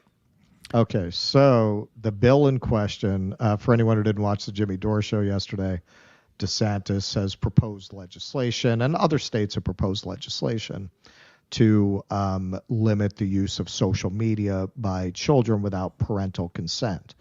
Now, there have been scientific studies showing this is not like a moral panic. Social media causes brain damage in children and teenagers. Literally, it causes brain damage. So it's very interesting to me because I bet, DC, I don't want to assume, but I bet most of the people who are putting forward these objections as a parental rights issue probably agree with the reporting I've done on how children cannot consent to puberty blockers and how they shouldn't be given hormone therapies. So why do you not think that's a parental choice? I'm assuming, that most of these people believe that. If you don't, please tell me otherwise, that you believe children are able to consent to sterilization that way. So we don't let children smoke. I don't see a big lobby of let parents give their 9-year-olds a pack of Luckies. I don't see a lot of steam behind that. If a parent gives their kid a tumbler of whiskey at every meal, we're going to take the kid away. Nobody really questions that, whether that's child abuse. So you have this technology that we know causes brain damage. Why is that all of a sudden a civil liberties issue, but all those other things aren't? We as a society, as a people, have always carved out a special place for children where their liberties are limited in ways that an adult is not, with the assumption that they do not have the cognitive development or life experience to make certain choices for themselves. Right. They can't gamble money at a slot machine. Right. Right. If you are so libertarian that you believe, 5-year-olds should be able to go to Vegas, smoke, drink, gamble, that's the argument you're making. Now, some people, the most valid arguments that I heard brought up were how it's implemented without forcing everybody to give their ID to social media companies. That's a valid issue, but that's a process issue. It's okay, so how do we solve that? How do we protect children and solve that problem? That's a legitimate problem with it, though. The most legitimate that I feel you can't really get around, it's an unfortunate downside to it, is some people have brought up how 14 and 15-year-olds are being radicalized by seeing the things they're seeing coming out of Gaza on TikTok, and you're going to lose that. That is the most legitimate exception that I've heard to this. Now, the Chinese model isn't that they can't use it. It's that there's a time limit. They can use it 2 hours a day. So that would seem to be a good compromise on that. The question is, again, how you would implement it. But when you've got a technology that's causing brain damage to children, it's not controversial. It's not, you can't debate it. It's proven. I don't understand how you take that as a civil liberties issue. It's absurd. And just to put a button on it, I thought about this. Like, why do I feel so strongly about this? man, I grew up rough, and my salvation was my ability to read, study, and research. So to me, there's a class element to this because the rich kids, they're going to have tutors. They're going to be fine no matter what. But people who come from where I came from, you need your brain. You need your brain. And, poor kids who are sitting there all day like that, they're the ones who are going to end up flipping burgers instead of being able to get out of that situation the way that I did. Yeah, I don't feel as strongly about it as Russell do, but I also feel like, kids don't have the same rights as adults. That's pretty simple, and that's not really that controversial. Right. Yeah, exactly. Like, you don't have the same rights as grown people because you are under the supervision necessarily of grown people, right? So it makes sense on that it's front. very much like the debate around sex work, where you get these white feminists who want to argue sex work is work. Well, you don't see a lot of poor women arguing that. You see a lot of rich women who would never be forced into that choice, making that argument. So I would say there's a class element here that some people might not have considered as well. Martin R. Clowns can get away with anything. John Wayne Gacy Jr. Thank you, Martin R. Appreciate that. Hugs and kisses from the mega rich. Thank you, Scott George. Appreciate that. The 1% know the true wealth is the poor people you fuck up along the way. Leaving nursing for med school, and I'm scared of $300,000 in school debt. Wow. Thank you, MedWeb. Appreciate that. Derek P. Good journalism is concretely undermining Zionist narrative. Thank you, Derek P. Scott George. Walsh is right in many ways. The libs go crazy over his beliefs. Say what? Thank you, Scott George. He is right in many ways, but not in others. Let's see here. Back from the road, the Iranian embassy attack is a wild escalation. Right before Al-Quds Jerusalem Day, they kill a Quds force general and diplomats at the Iranian embassy in Damascus, and we are getting dragged along. Thank you, Back from the road. Appreciate that. Okay, let's go on to segment number 5 here. We covered this on the Jimmy Dore Show yesterday, but we have a slightly different angle from which to cover it now. But just to inform you, as Israel withdraws from raid on Shifa Hospital, accounts from military and witnesses differ wildly. On Monday, the Israeli military withdrew from its second devastating raid on Gaza's largest hospital, Shifa, leaving it in ruins with the walls blown out and frame blackened.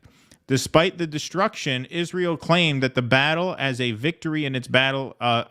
Israel claimed the battle as a victory in its battle against Hamas militants and said it hadn't harmed civilians sheltering inside the hospital. But accounts from observers on the ground and the World Health Organization tell a different story. They describe a terrifying 2-week raid during which more than a dozen civilians died and others were brutally detained and trapped inside a facility with dwindling supplies.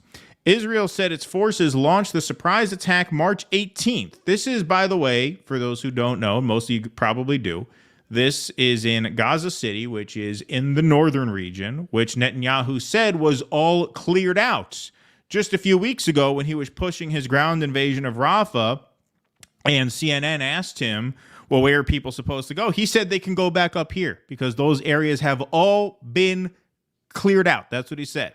And now, surprise attack on Al-Shifa Hospital, which was already under siege in the past, just recently. After 2 weeks of battles inside Shifa, the military had killed 200 militants, spokesperson Daniel Hagari told reporters on Monday. He maintained that no civilians sheltering inside the hospital were harmed and said forces had provided some 6,000 Palestinians sheltering there with food, water, and medicine. The army deployed medical teams and Arabic speakers to communicate and help those inside before evacuating everyone effectively, he said. But World Health Organization Director General Tedros Adhanom, sorry if I got that wrong. Oh, that's not even the worst of it. Tedros Adhanom Ghebreyesus said Sunday that 21 patients inside the hospital had died since the start of the siege. He said 107 patients had been left inside the hospital, including young children and adults in critical condition. He said they lack health support, medical care, and supplies. Since yesterday, only 1 bottle of water remains for every 15 people. Contagious diseases are spreading due to extremely unsanitary conditions and a lack of water, he wrote on X. 1 bottle of water for every 15 people. The raid triggered days of fighting for blocks around Shifa. Witnesses and journalists reported airstrikes, the shelling of homes, and troops forcing residents to evacuate. One resident, Mohammed Al-Sikh, said Israeli fighter jets were hitting anything moving in the area. Another, Balsef Al-Hilu, said 7 relatives were killed in Israeli airstrikes. There was a massacre in my uncle's house, he said Monday morning, as hundreds returned to bury the dead, examine damage, or search for loved ones. The situation was indescribable. The Israeli military did not comment on any civilian deaths near or outside the hospital. Israel said it arrested 900 suspected militants. Of those, Israel said it has confirmed 500 are militants, some of them high-level commanders and members of Hamas's top political echelon. But accounts from the Gaza Ministry of Health and Al Jazeera, a Qatari-based media network, said medical workers and journalists were among those detained and brutalized by Israeli forces. A group of reporters was handcuffed, blindfolded, and stripped of their clothes for 12 hours, a statement from Al Jazeera said. Israel's military did not respond to an AP request for comment on the allegation. So you could see, obviously, conflicting accounts of what happened. Who do you think, whose word is better? Right, yeah. Wonder who to believe. But here's a doctor who has been to Gaza, just back recently.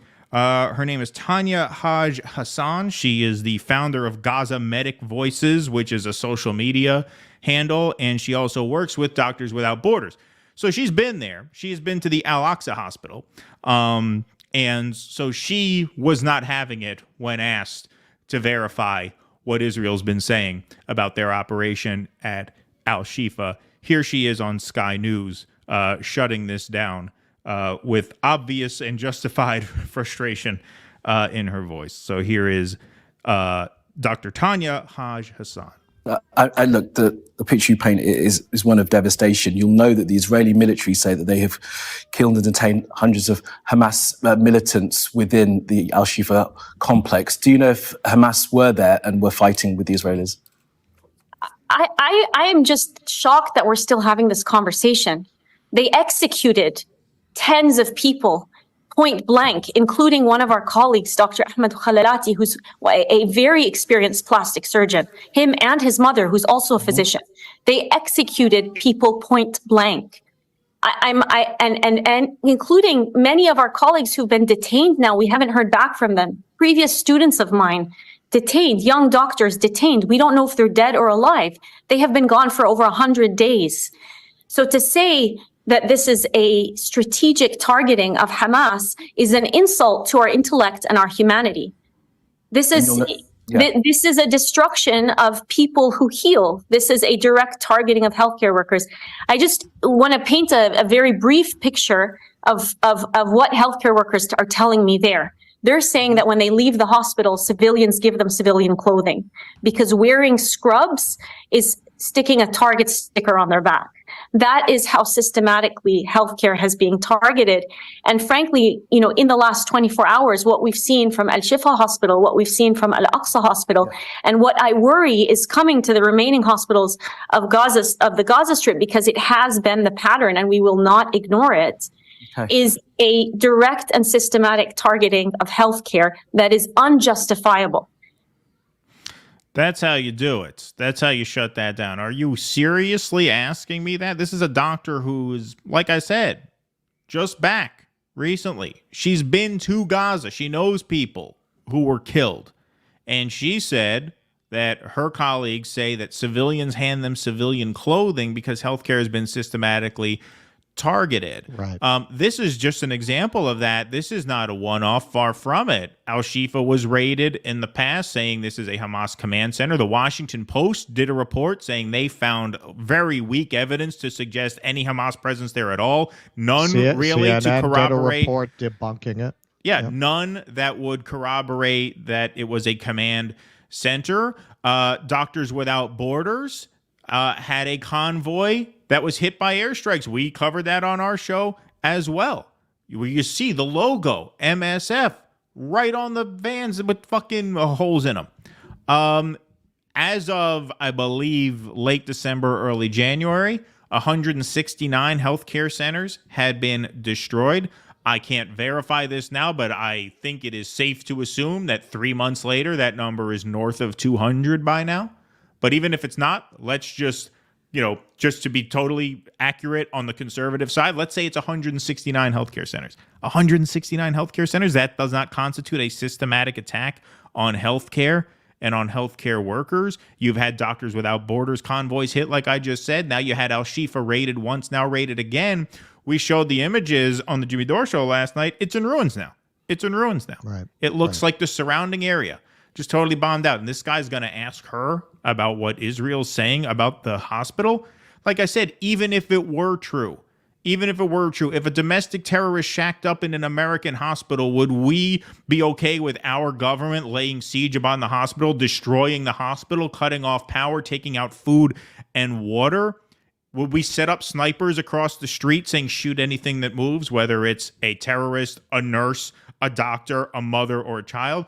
Of course not. Of course not. There's no excuse for what happened. Even if Israel's telling the truth, there's no excuse for what happened. And he's going to ask her about their claims. There's only one way to answer that, and that's the way she did. And I'm glad that that clip is getting some attention. I think at this point, particularly with the next story we're going to be covering, I think we can safely say that Israel is quite intentionally instituting what one might call a final solution. Well, this is a genocide. These were the charges that were brought in the ICJ. Right. That's not speculative. You have to understand how Zionists and Israelis look at things. They buy their own bullshit, and their lies, in their view, are justified. It's a noble lie. It's a means to an end.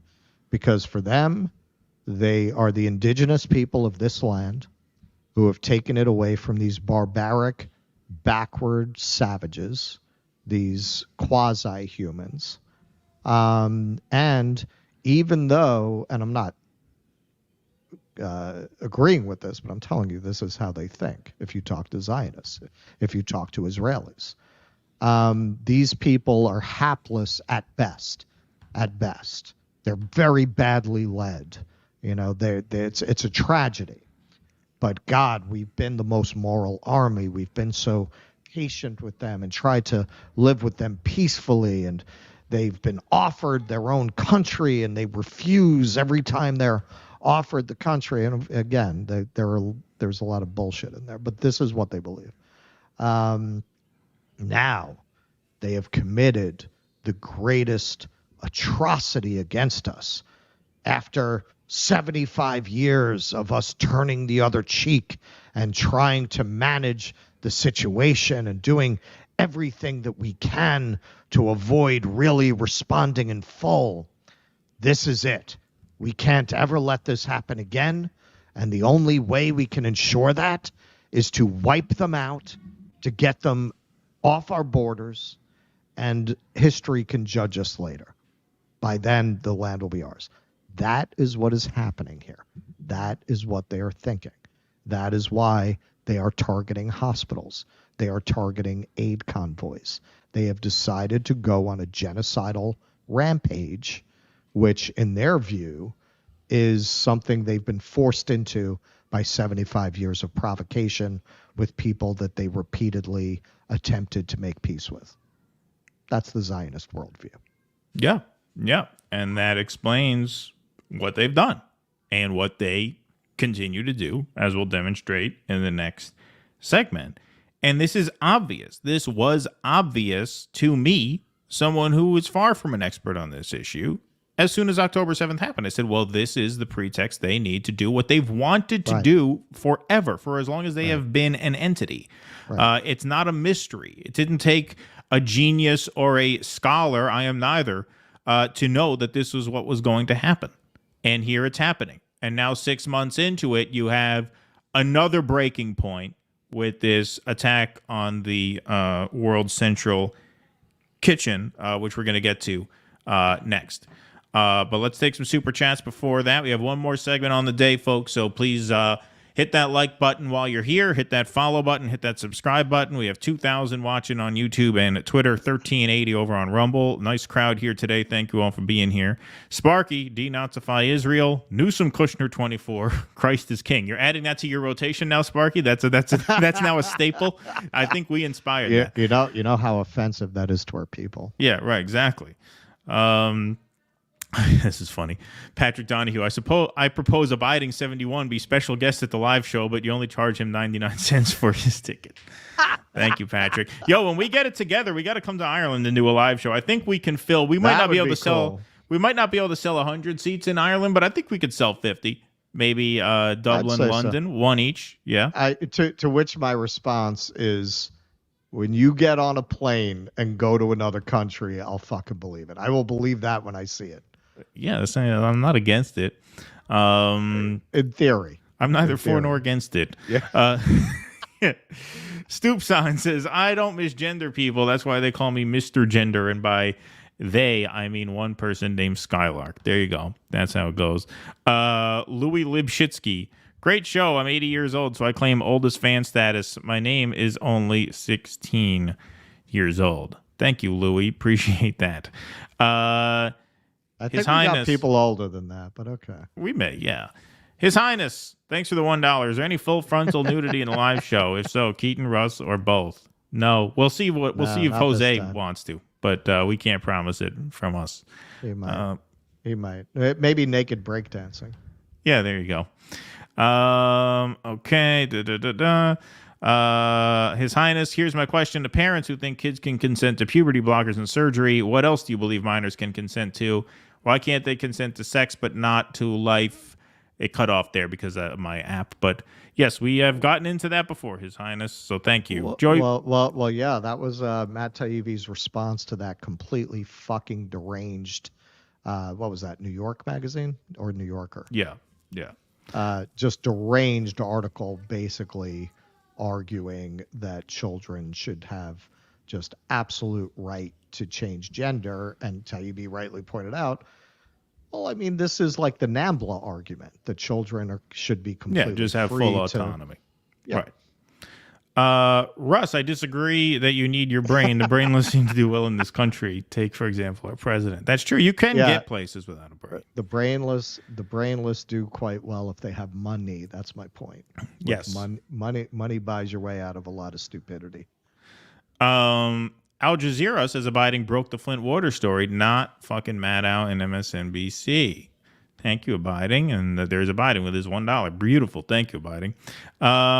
Okay, let's go to a few more super chats here. Prohibition breeds the black market and the drug war. Thank you, DC. DC, it's okay, says, oh, Zach Boyles is here. There's a study, safe and effective. Zach is back. Yo, Zach comes and goes now. Zach used to catch all of our shows. Now he only catches some. Those algos see doctors change clothes than IDs. Hamas. Yeah. Thank you, Zach. Okay. We got a few more Rumble rants that we have and then a couple more super chats, but we're going to do our final segment. Then we'll take our final chats before we close the lights on this show. Okay, folks, this was the big story that broke last night. An absolutely horrible story. Israeli strike kills 7 World Central Kitchen workers. The group now halts aid. World Central Kitchen said Tuesday that it was immediately halting its operations in Gaza after 7 of its workers were killed in an Israeli strike, which Israel's leader said was unintentional. The strike killed a U.S.-Canadian dual national, at least 1 Palestinian worker, and individuals from Australia, Poland, and the United Kingdom, according to the group, and has been widely condemned internationally. Unfortunately, there was a tragic incident in which our forces unintentionally hit innocent people in the Gaza Strip, Israeli Prime Minister Benjamin Netanyahu said on Tuesday. As it happens in war, we are investigating the matter fully. We are in contact with the governments, and we will do everything possible to prevent this from happening again. Well, except a ceasefire. Yeah, except a ceasefire. And it's too late, shall we say, because now aid boats are turning around because they can't risk this happening. Which, again, accident, we'll get to that more. World Central Kitchen CEO Aaron Gore described the strike on the convoy as a targeted attack by the IDF and unforgivable. The food aid nonprofit has been prominently involved in Gaza relief efforts and had coordinated its efforts with Israeli authorities. Coordinated its efforts with the IDF. The team was traveling in a deconflicted zone in vehicles that included 2 armored cars branded with the World Central Kitchen logo. Logos where? On the roofs of the cars, because they are concerned about airstrikes. We'll see this in a second. Despite coordinating movements with the IDF, the convoy was hit as it was leaving the Deir al-Balah warehouse where the team had unloaded more than 100 tons of humanitarian food aid brought to Gaza on the maritime route, the group said. The strike is believed to be the first to kill foreigners working for an international aid organization in Gaza since the start of the war on October 7th, though a record number of Palestinians employed by the UN have been killed in the conflict. It sent shockwaves through the humanitarian aid community, causing at least one other group providing aid to pause their operations at a time when Gaza is on the brink of famine. The American Near East Refugee Aid Organization, which works in partnership with the WCK to distribute 150,000 hot meals a day to Gazans, is pausing operations, said Nasser Kadus, who works with the emergency response team. I just want to skip to this. We'll come back to the article in a second. There's the car with the hole in the roof, with the logo on the roof of the car. Now, when you see a pizza delivery person, right, that has a branded vehicle, or a pharmaceutical delivery person, do they put the shit on the roof of the car? No, you usually put the logo on the sides of the car because you don't have to worry about an airplane hitting you with a fucking drone.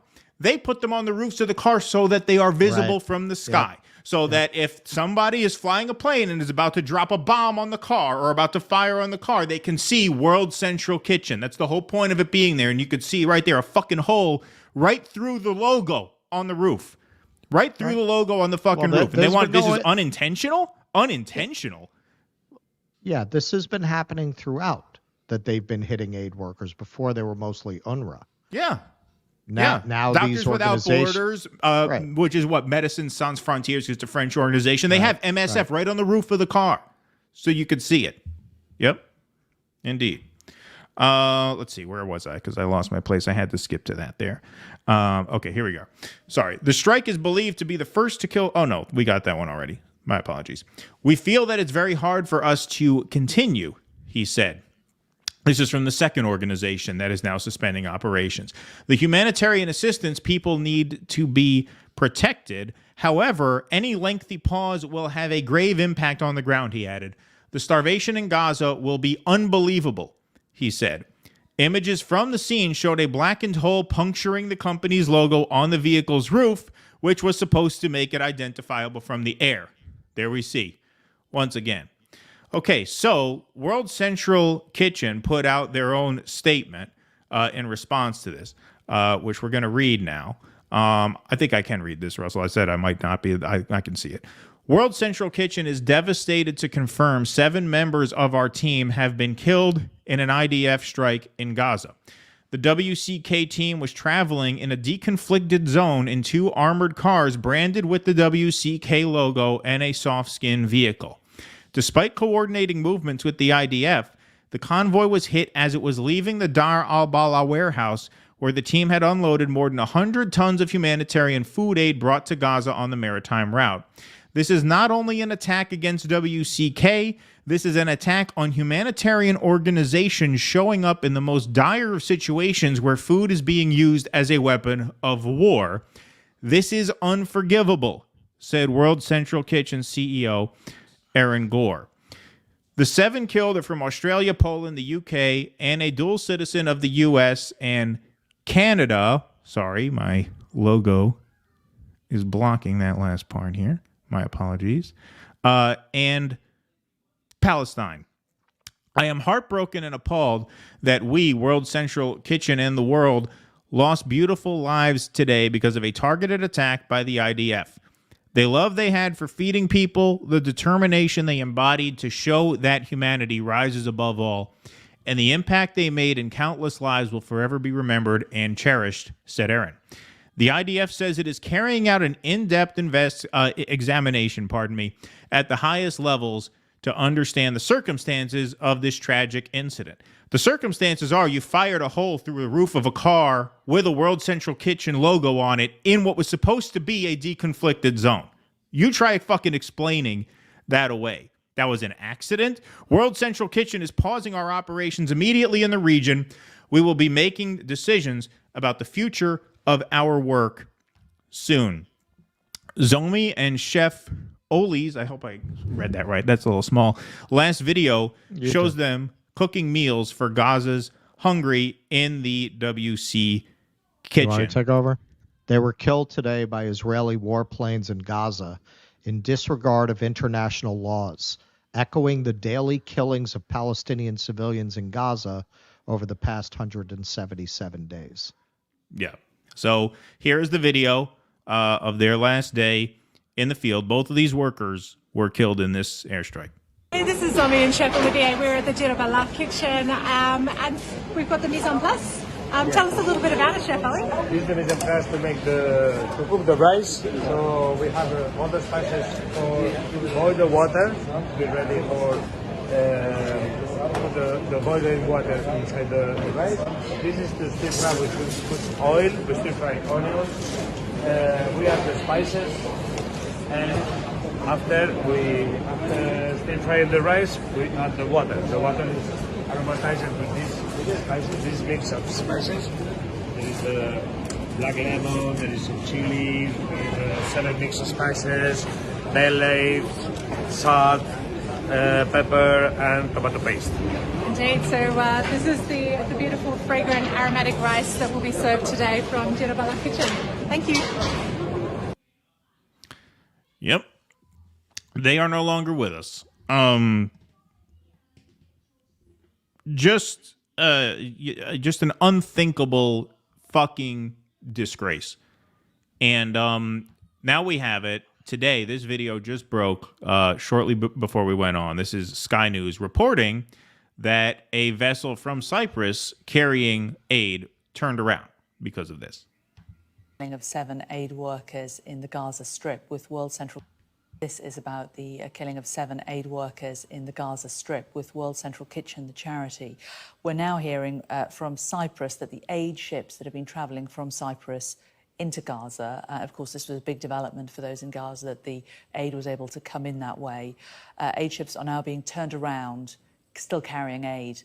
240 tons of undelivered aid is now heading back to Cyprus because of this attack on a car, killing 7 aid workers, because the charity obviously unloading the ship and distributing that aid in Gaza. World Central Kitchen, one of those charities involved, has now suspended its operations because of this apparent Israeli airstrike. We'll bring you more.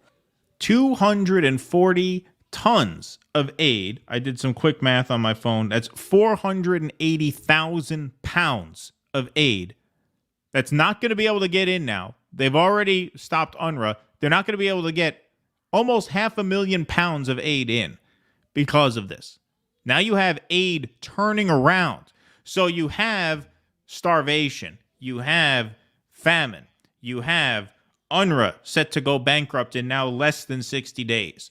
You have these other aid groups who are going in, risking their lives, obviously, and they now have to turn around, denying aid to the people who are still stuck there where no UNRWA aid is going to be coming in anymore. No UNRWA is going to be able to operate anymore.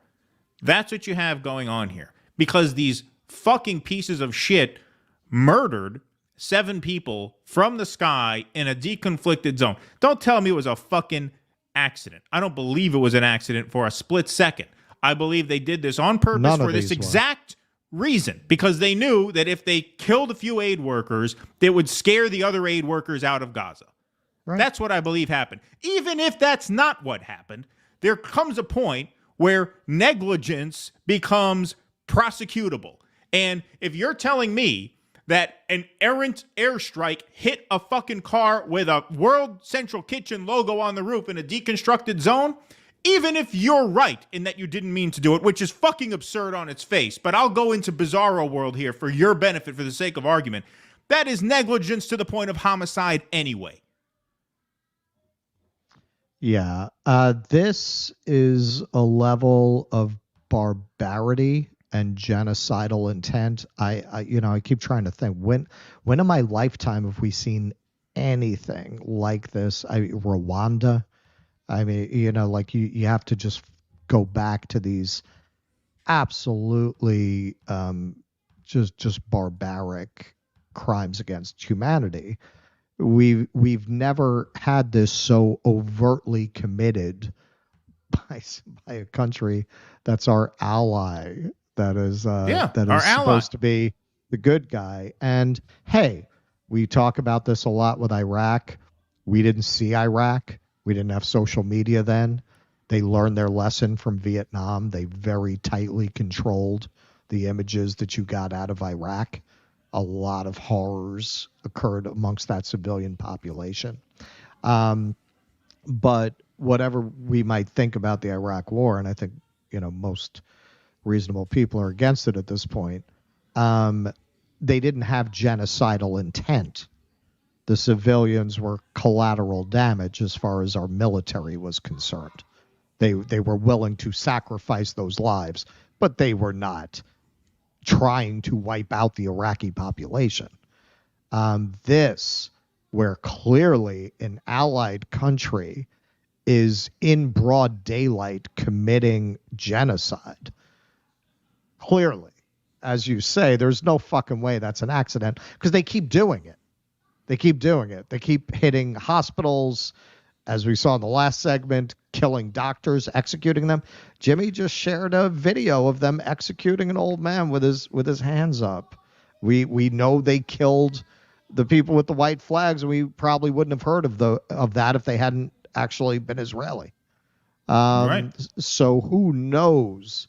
I mean, I think we do know what they're doing there. It is genocide. It is stuff that this is Nazi stuff. This is you want to go back to a real equivalent. It's the Nazis going into these territories and trying to liquidate them for Lebensraum. It is just horrific. It keeps getting worse. And the fact that I personally believe this is the end of Israel's ability to function as a country is small comfort for all the lives lost, because that is going to be bought with Palestinian genocide. Yes. This was an aid convoy in marked vehicles going to a predictable location, a warehouse, where obviously it stands to reason they would go in a deconflicted zone. There is no plausible explanation for this to have happened. They don't want aid going in. Murder. Because it's having the effect that you would want if you wanted to starve the population. Because now you have aid workers not coming in. Aid is not coming in. Do you think, because look, there was a piece about this organization in the Gray Zone, which we're not going to get into now because I don't think it's the time or the place for it to really look into this. But this organization delivers aid to Ukraine. The founder of this organization, Jose Andres, has been given awards by the United States government. Like, they have been in communication with the IDF this whole time. They actually, Jose Andres put out pro-Israel statements after October. Yeah. This is not 7th. a radical organization. Exactly. The point is these people working for this organization were approved by both the United States and even by Israel at a certain point. And so the fact that this happened to them, that strengthens my, I shouldn't say knowledge, but my very, very strong conviction that this was done on purpose, because these people now feel it's not safe for them to go in. So if the aid workers really believe that this was an accident, right, they might not turn around all of their shipments, but they are. What does that tell you? What does that tell you? These are people who know the Americans, they know the Israelis, and they see what happened. Then they obviously feel they cannot trust that this was a fluke accident. Because if they did, they wouldn't pull out all the way. They know the risks of being there. They're not under an illusion that it's safe to be where they are. They are willing to assume a certain level of risk, but now they can assume a certain level of malice, right? And that, I think, has a lot to do with why they're not going in there anymore. Well, and this is at the same exact moment that Israel stopped pussyfooting around with false accusations and just said they're not working with UNRWA anymore. Right. So what's your intent? All right. So you shut down the main aid organization's ability to function as an aid organization to these people, and then you commit an act that's going to deter anybody else. You're trying to kill them all. You're trying to kill them all. And they're figuring later on they can blame Hamas. And in the end, America wants its aircraft carrier anyway, so it's not going to matter what anyone thinks. Yeah, but this is yet another major point in this where you're starting to turn people really against Israel. Piers Morgan, put out, horrific, shameful, indefensible. And somebody asked, I tweeted at him, do you condemn the IDF yet? And somebody asked him, do you condemn Netanyahu? And he replied, yes. So... I mean, there's only so much people can take, and this is a major moment in this war for obvious reasons. I mean, people can't take this. They cannot take this. Alrighty, let's read the rest of our chats before we end the show today. Reminder, folks, doubleheader tomorrow. I'll be live with Nick and CJ at 2 p.m. tomorrow, exclusively on Rumble, and then we'll be on the Jimmy Dore Show, Russ in the host seat, me as the remote co-host at 6 p.m. Eastern tomorrow. But let's read some chats. Excuse me, before we close the lights today. Gavin Hillick, I'll buy at least 2 tickets if you come to Dublin. Done. There we go. Scheduled. Date in the future. He could have been big. He could have had his own family, but you couldn't get him out of that one meal town. Right, exactly. Orwellian, doing a double header for the June show, and I have an extra 2 p.m. matinee ticket. I would like to gift it if possible. Well, that's very generous of you. Thank you. I will keep that in mind. If anybody wants to reach out, I don't know where they can find you, Orwellian, but you're in the chat. Maybe someone have added. Who knows? Maybe you've already given it away. Maybe someone in the chat has already responded. But Orwellian's got an extra ticket that he's given out of the kindness of his heart. Thank you, sir. Appreciate that. Thank you, man. It's like some great old school Grateful Dead shit. The miracle ticket. Exactly. There you go. I'll go watch Jimmy Dore on April 5th in Berlin. Thanks, Alexis. I bought 5 tickets for my whole family. When are you coming to Berlin? All right. So we got, well, if you promise to bring your family, then we can count on 6 tickets in Berlin. All right. So we got to do Dublin, London, and Berlin. All right. So we got a little European tour in the works. From my recent visit, I'm pretty confident we could fill a house in London. I think London we could. There. Oh, London is our second biggest audience. It's our second biggest audience, which is so strange. Yeah. Like London? Really? Yeah, New York City is number 1, but then number 2 in the world for New Dissidents viewers is London. Yes. So we probably could do a show in London. Berlin is a little out there, but we got 6 in the bank. So we'll if you're in Berlin and you want to come, let us know. If we, 50 people makes a house, right? Members of NATO nations killed by IDF, Article 5. Yeah. Good points. Indeed. Let's see what happens. Dan, thanks for the $9.99. I really enjoy your shows. I wish I was in a position to contribute more, but I watch almost all of them. No worries. Enjoy the shows. Only give what you can. We appreciate your generosity, man. Absolutely. I'll always support nonviolent means and those who promote them. Fuck Joe and BB. Thank you, Dan. Appreciate that very much. Sparky, let's hope there's a Nuremberg trial for Netanyahu et al. And U.S. congressmen who back him. Zionists should be forced to watch and listen to it using the Levitico technique, Clockwork Orange style. The Ludovico technique. Ludovico. I know my Clockwork Orange, if I know anything. That's right. I only saw it once, actually. But yeah, great one. Believe it or not, I read it before I could see it. I read that book when I was 13. Oh, wow. They wouldn't have let a 13-year-old see that fucking movie. Yeah. I didn't see that movie until I was about 15. Oh, there you go. Miserable Lib TX, thanks for the $2. If there's a hell, Netanyahu will be in the VIP section next to Henry Kissinger. Yes, indeed. No doubt about that. Sandwich Knuckles. Every month, Brighton Council delays consultation for L3 Harris's retrospective planning permission. L3 build brackets for bombs on F-16s and F-35s without brackets. Where does it say this? I think I ran out of room on that one too. Where is it? I'll read it down here. Hold on. Only 200 characters carry over. Without brackets, Israelis can't drop them. There you go. Thank you, Sandwich and Knuckles. Appreciate that. AJMQ1. Sorry, I'm bringing up your entire chat too because there's a character limit there also. Thanks for the donation. I was there at Radio City the whole night. Oh, round of applause for AJMQ1. I was there at Radio City the whole night into morning. Some of us were still there calling out Radio City, presidents, Democrats, NYPD, and the shaming the smug rich people across the street exiting the place. Good on you. Good on you. Absolutely. And I might do this for Jimmy's tomorrow because there's more of a Jimmy segment. Apparently, Lizzo claims she's quitting showbiz because she got so much shit for doing that fundraiser. I did hear that. Yeah, we could do that over there. That would be a fun one. Then we went to the hotel where Biden was staying. There were hundreds of cops versus a few of us. They threatened to arrest us and targeted us as we were leaving. Pure dystopia and police state. Well, wow. Good on you for being there. Good on you for protesting. Absolutely. 100%. Round of applause once again for AJMQ1. There we go. Salute. Robot Leg, thanks for the $5. Drive drunk and accidentally kill a single person, get decades in prison. Drop bombs and accidentally kill tens of thousands, get billions in aid from U.S. taxpayers. Got it. Yes. Brilliant. Thank you for that. 100%.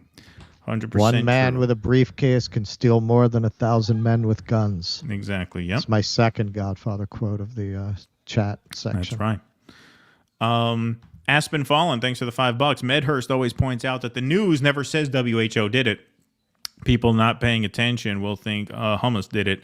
IOF is trying to isolate Gaza. Yep. Thanks to you, Zach, for the $9.99. Thank you. Appreciate that. Oh, this would be fun for the Jimmy. You want to do something for that the Jimmy crowd would like? This we should do for the Jimmy Show. Did you discuss the CBS 5 Red Heifers clip, World War III? The Red Heifer shit would kill on the Jimmy Show, especially if we have Kurt for it.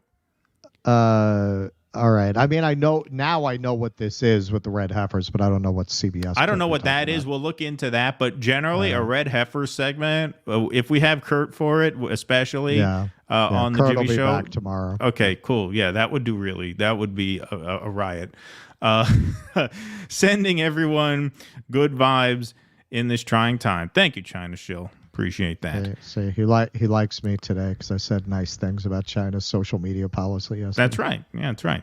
Oh, yes, that explains it. Nice vibes from China Shill today.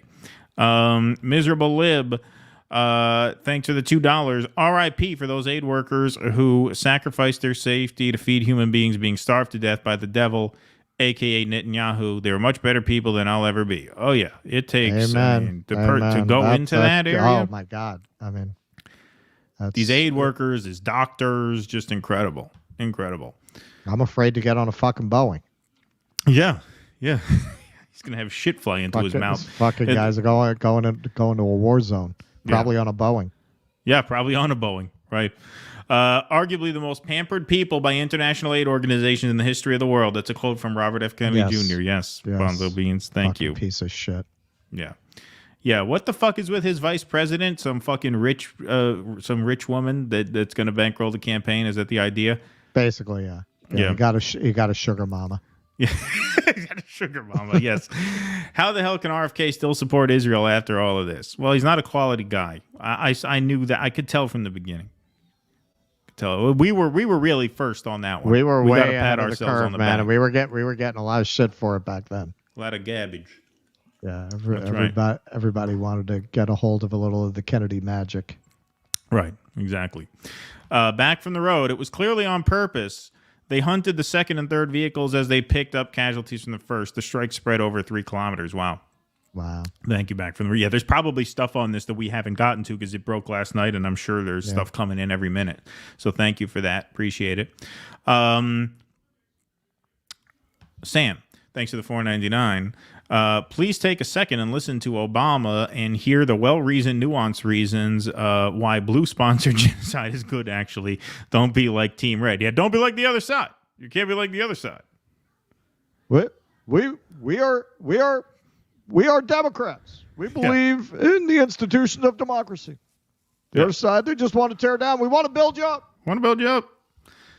Vote. Don't boo. Vote. It's the right thing to do. Don't boo. Vote. Yeah.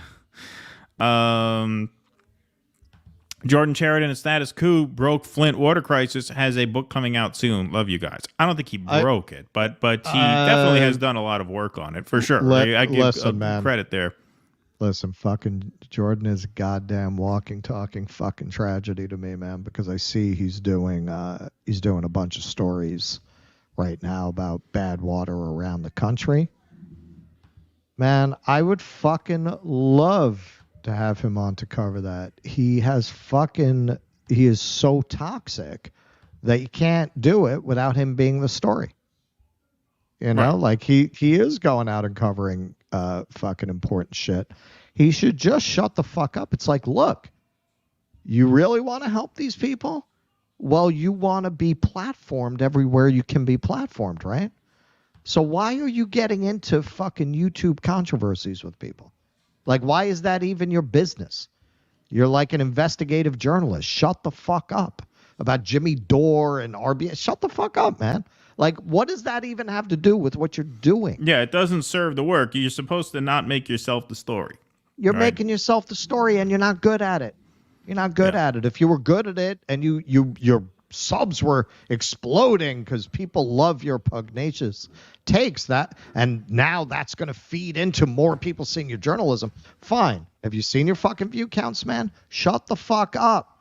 Shut the fuck up. I would love to platform the things he's doing. And he likes you, can't you see? This is the way he's fucking, well, I mean, I love the work he does. No, this is the irony. This is the irony.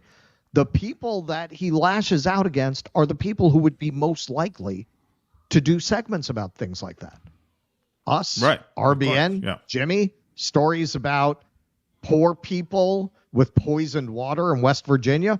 We're the ones who are going to do a lot of coverage of something like that. Yeah, man, maybe Breaking Points will throw you a bone every now and then. They're not going to feature those stories like we would, but you made yourself so fucking toxic, nobody can feature your work. It's very frustrating. It becomes a shit show, right? Exactly. You should watch the Ginger Cow South Park episode. It's a Red Heifer parody from a few years back. The complete episode mysteriously disappeared from YouTube soon after October 7th. That's interesting. I don't remember that one. If it's a recent one, maybe that's why, because they now do mostly like specials and stuff. But I'll look into that. Okay, promise to buy at least 6 tickets in Berlin. All right. Noted. So, all right, if we get, all right, so we need about 50 more Berlin area dissidents. Spread the word. Thank you, Alexis. From Franz Ferdinand to 5 Red Heifers, war crazy. Yes, thank you, Retro. Appreciate that. I'll fly to Dublin from Glasgow if you come. Yeah, I think Dublin and London we could probably make work.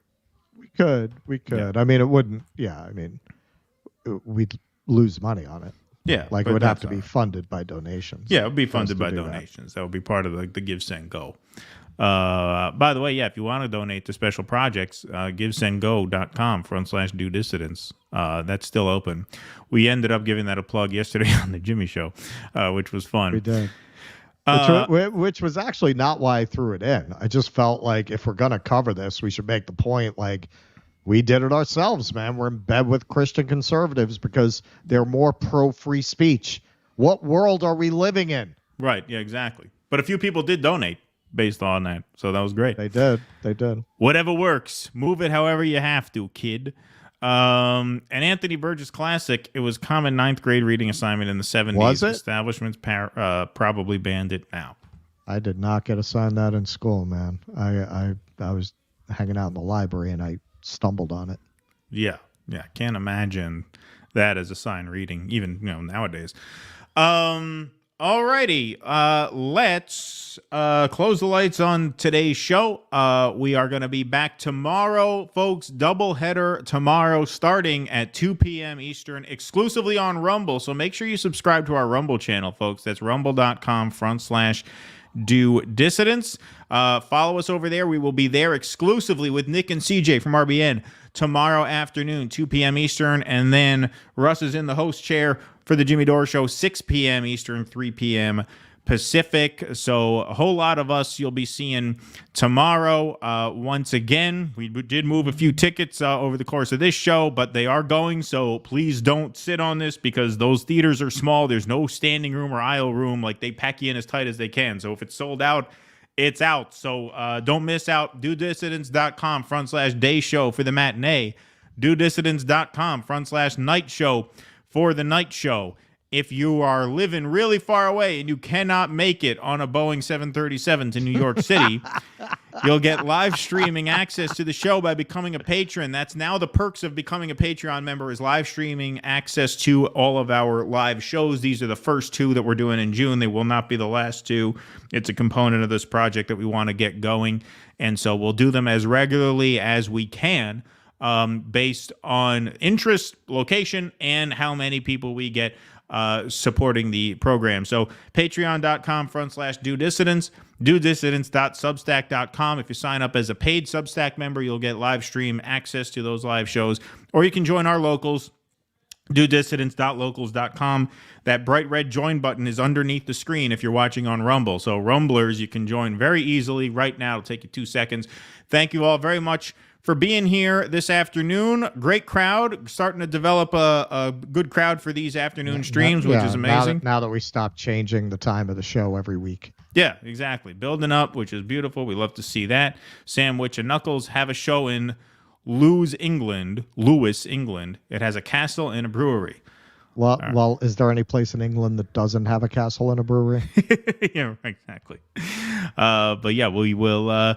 We'll keep that in mind for you, sir. Thank you all very much for being here. It was a pleasure. As always, thank you for tuning in. We will see you tomorrow, 2 p.m. on Rumble, and then 6 p.m. Eastern on the Jimmy Dore Show. Thanks very much again for this afternoon, folks. Until we see you tomorrow, be safe and be well. Courage. Please clap.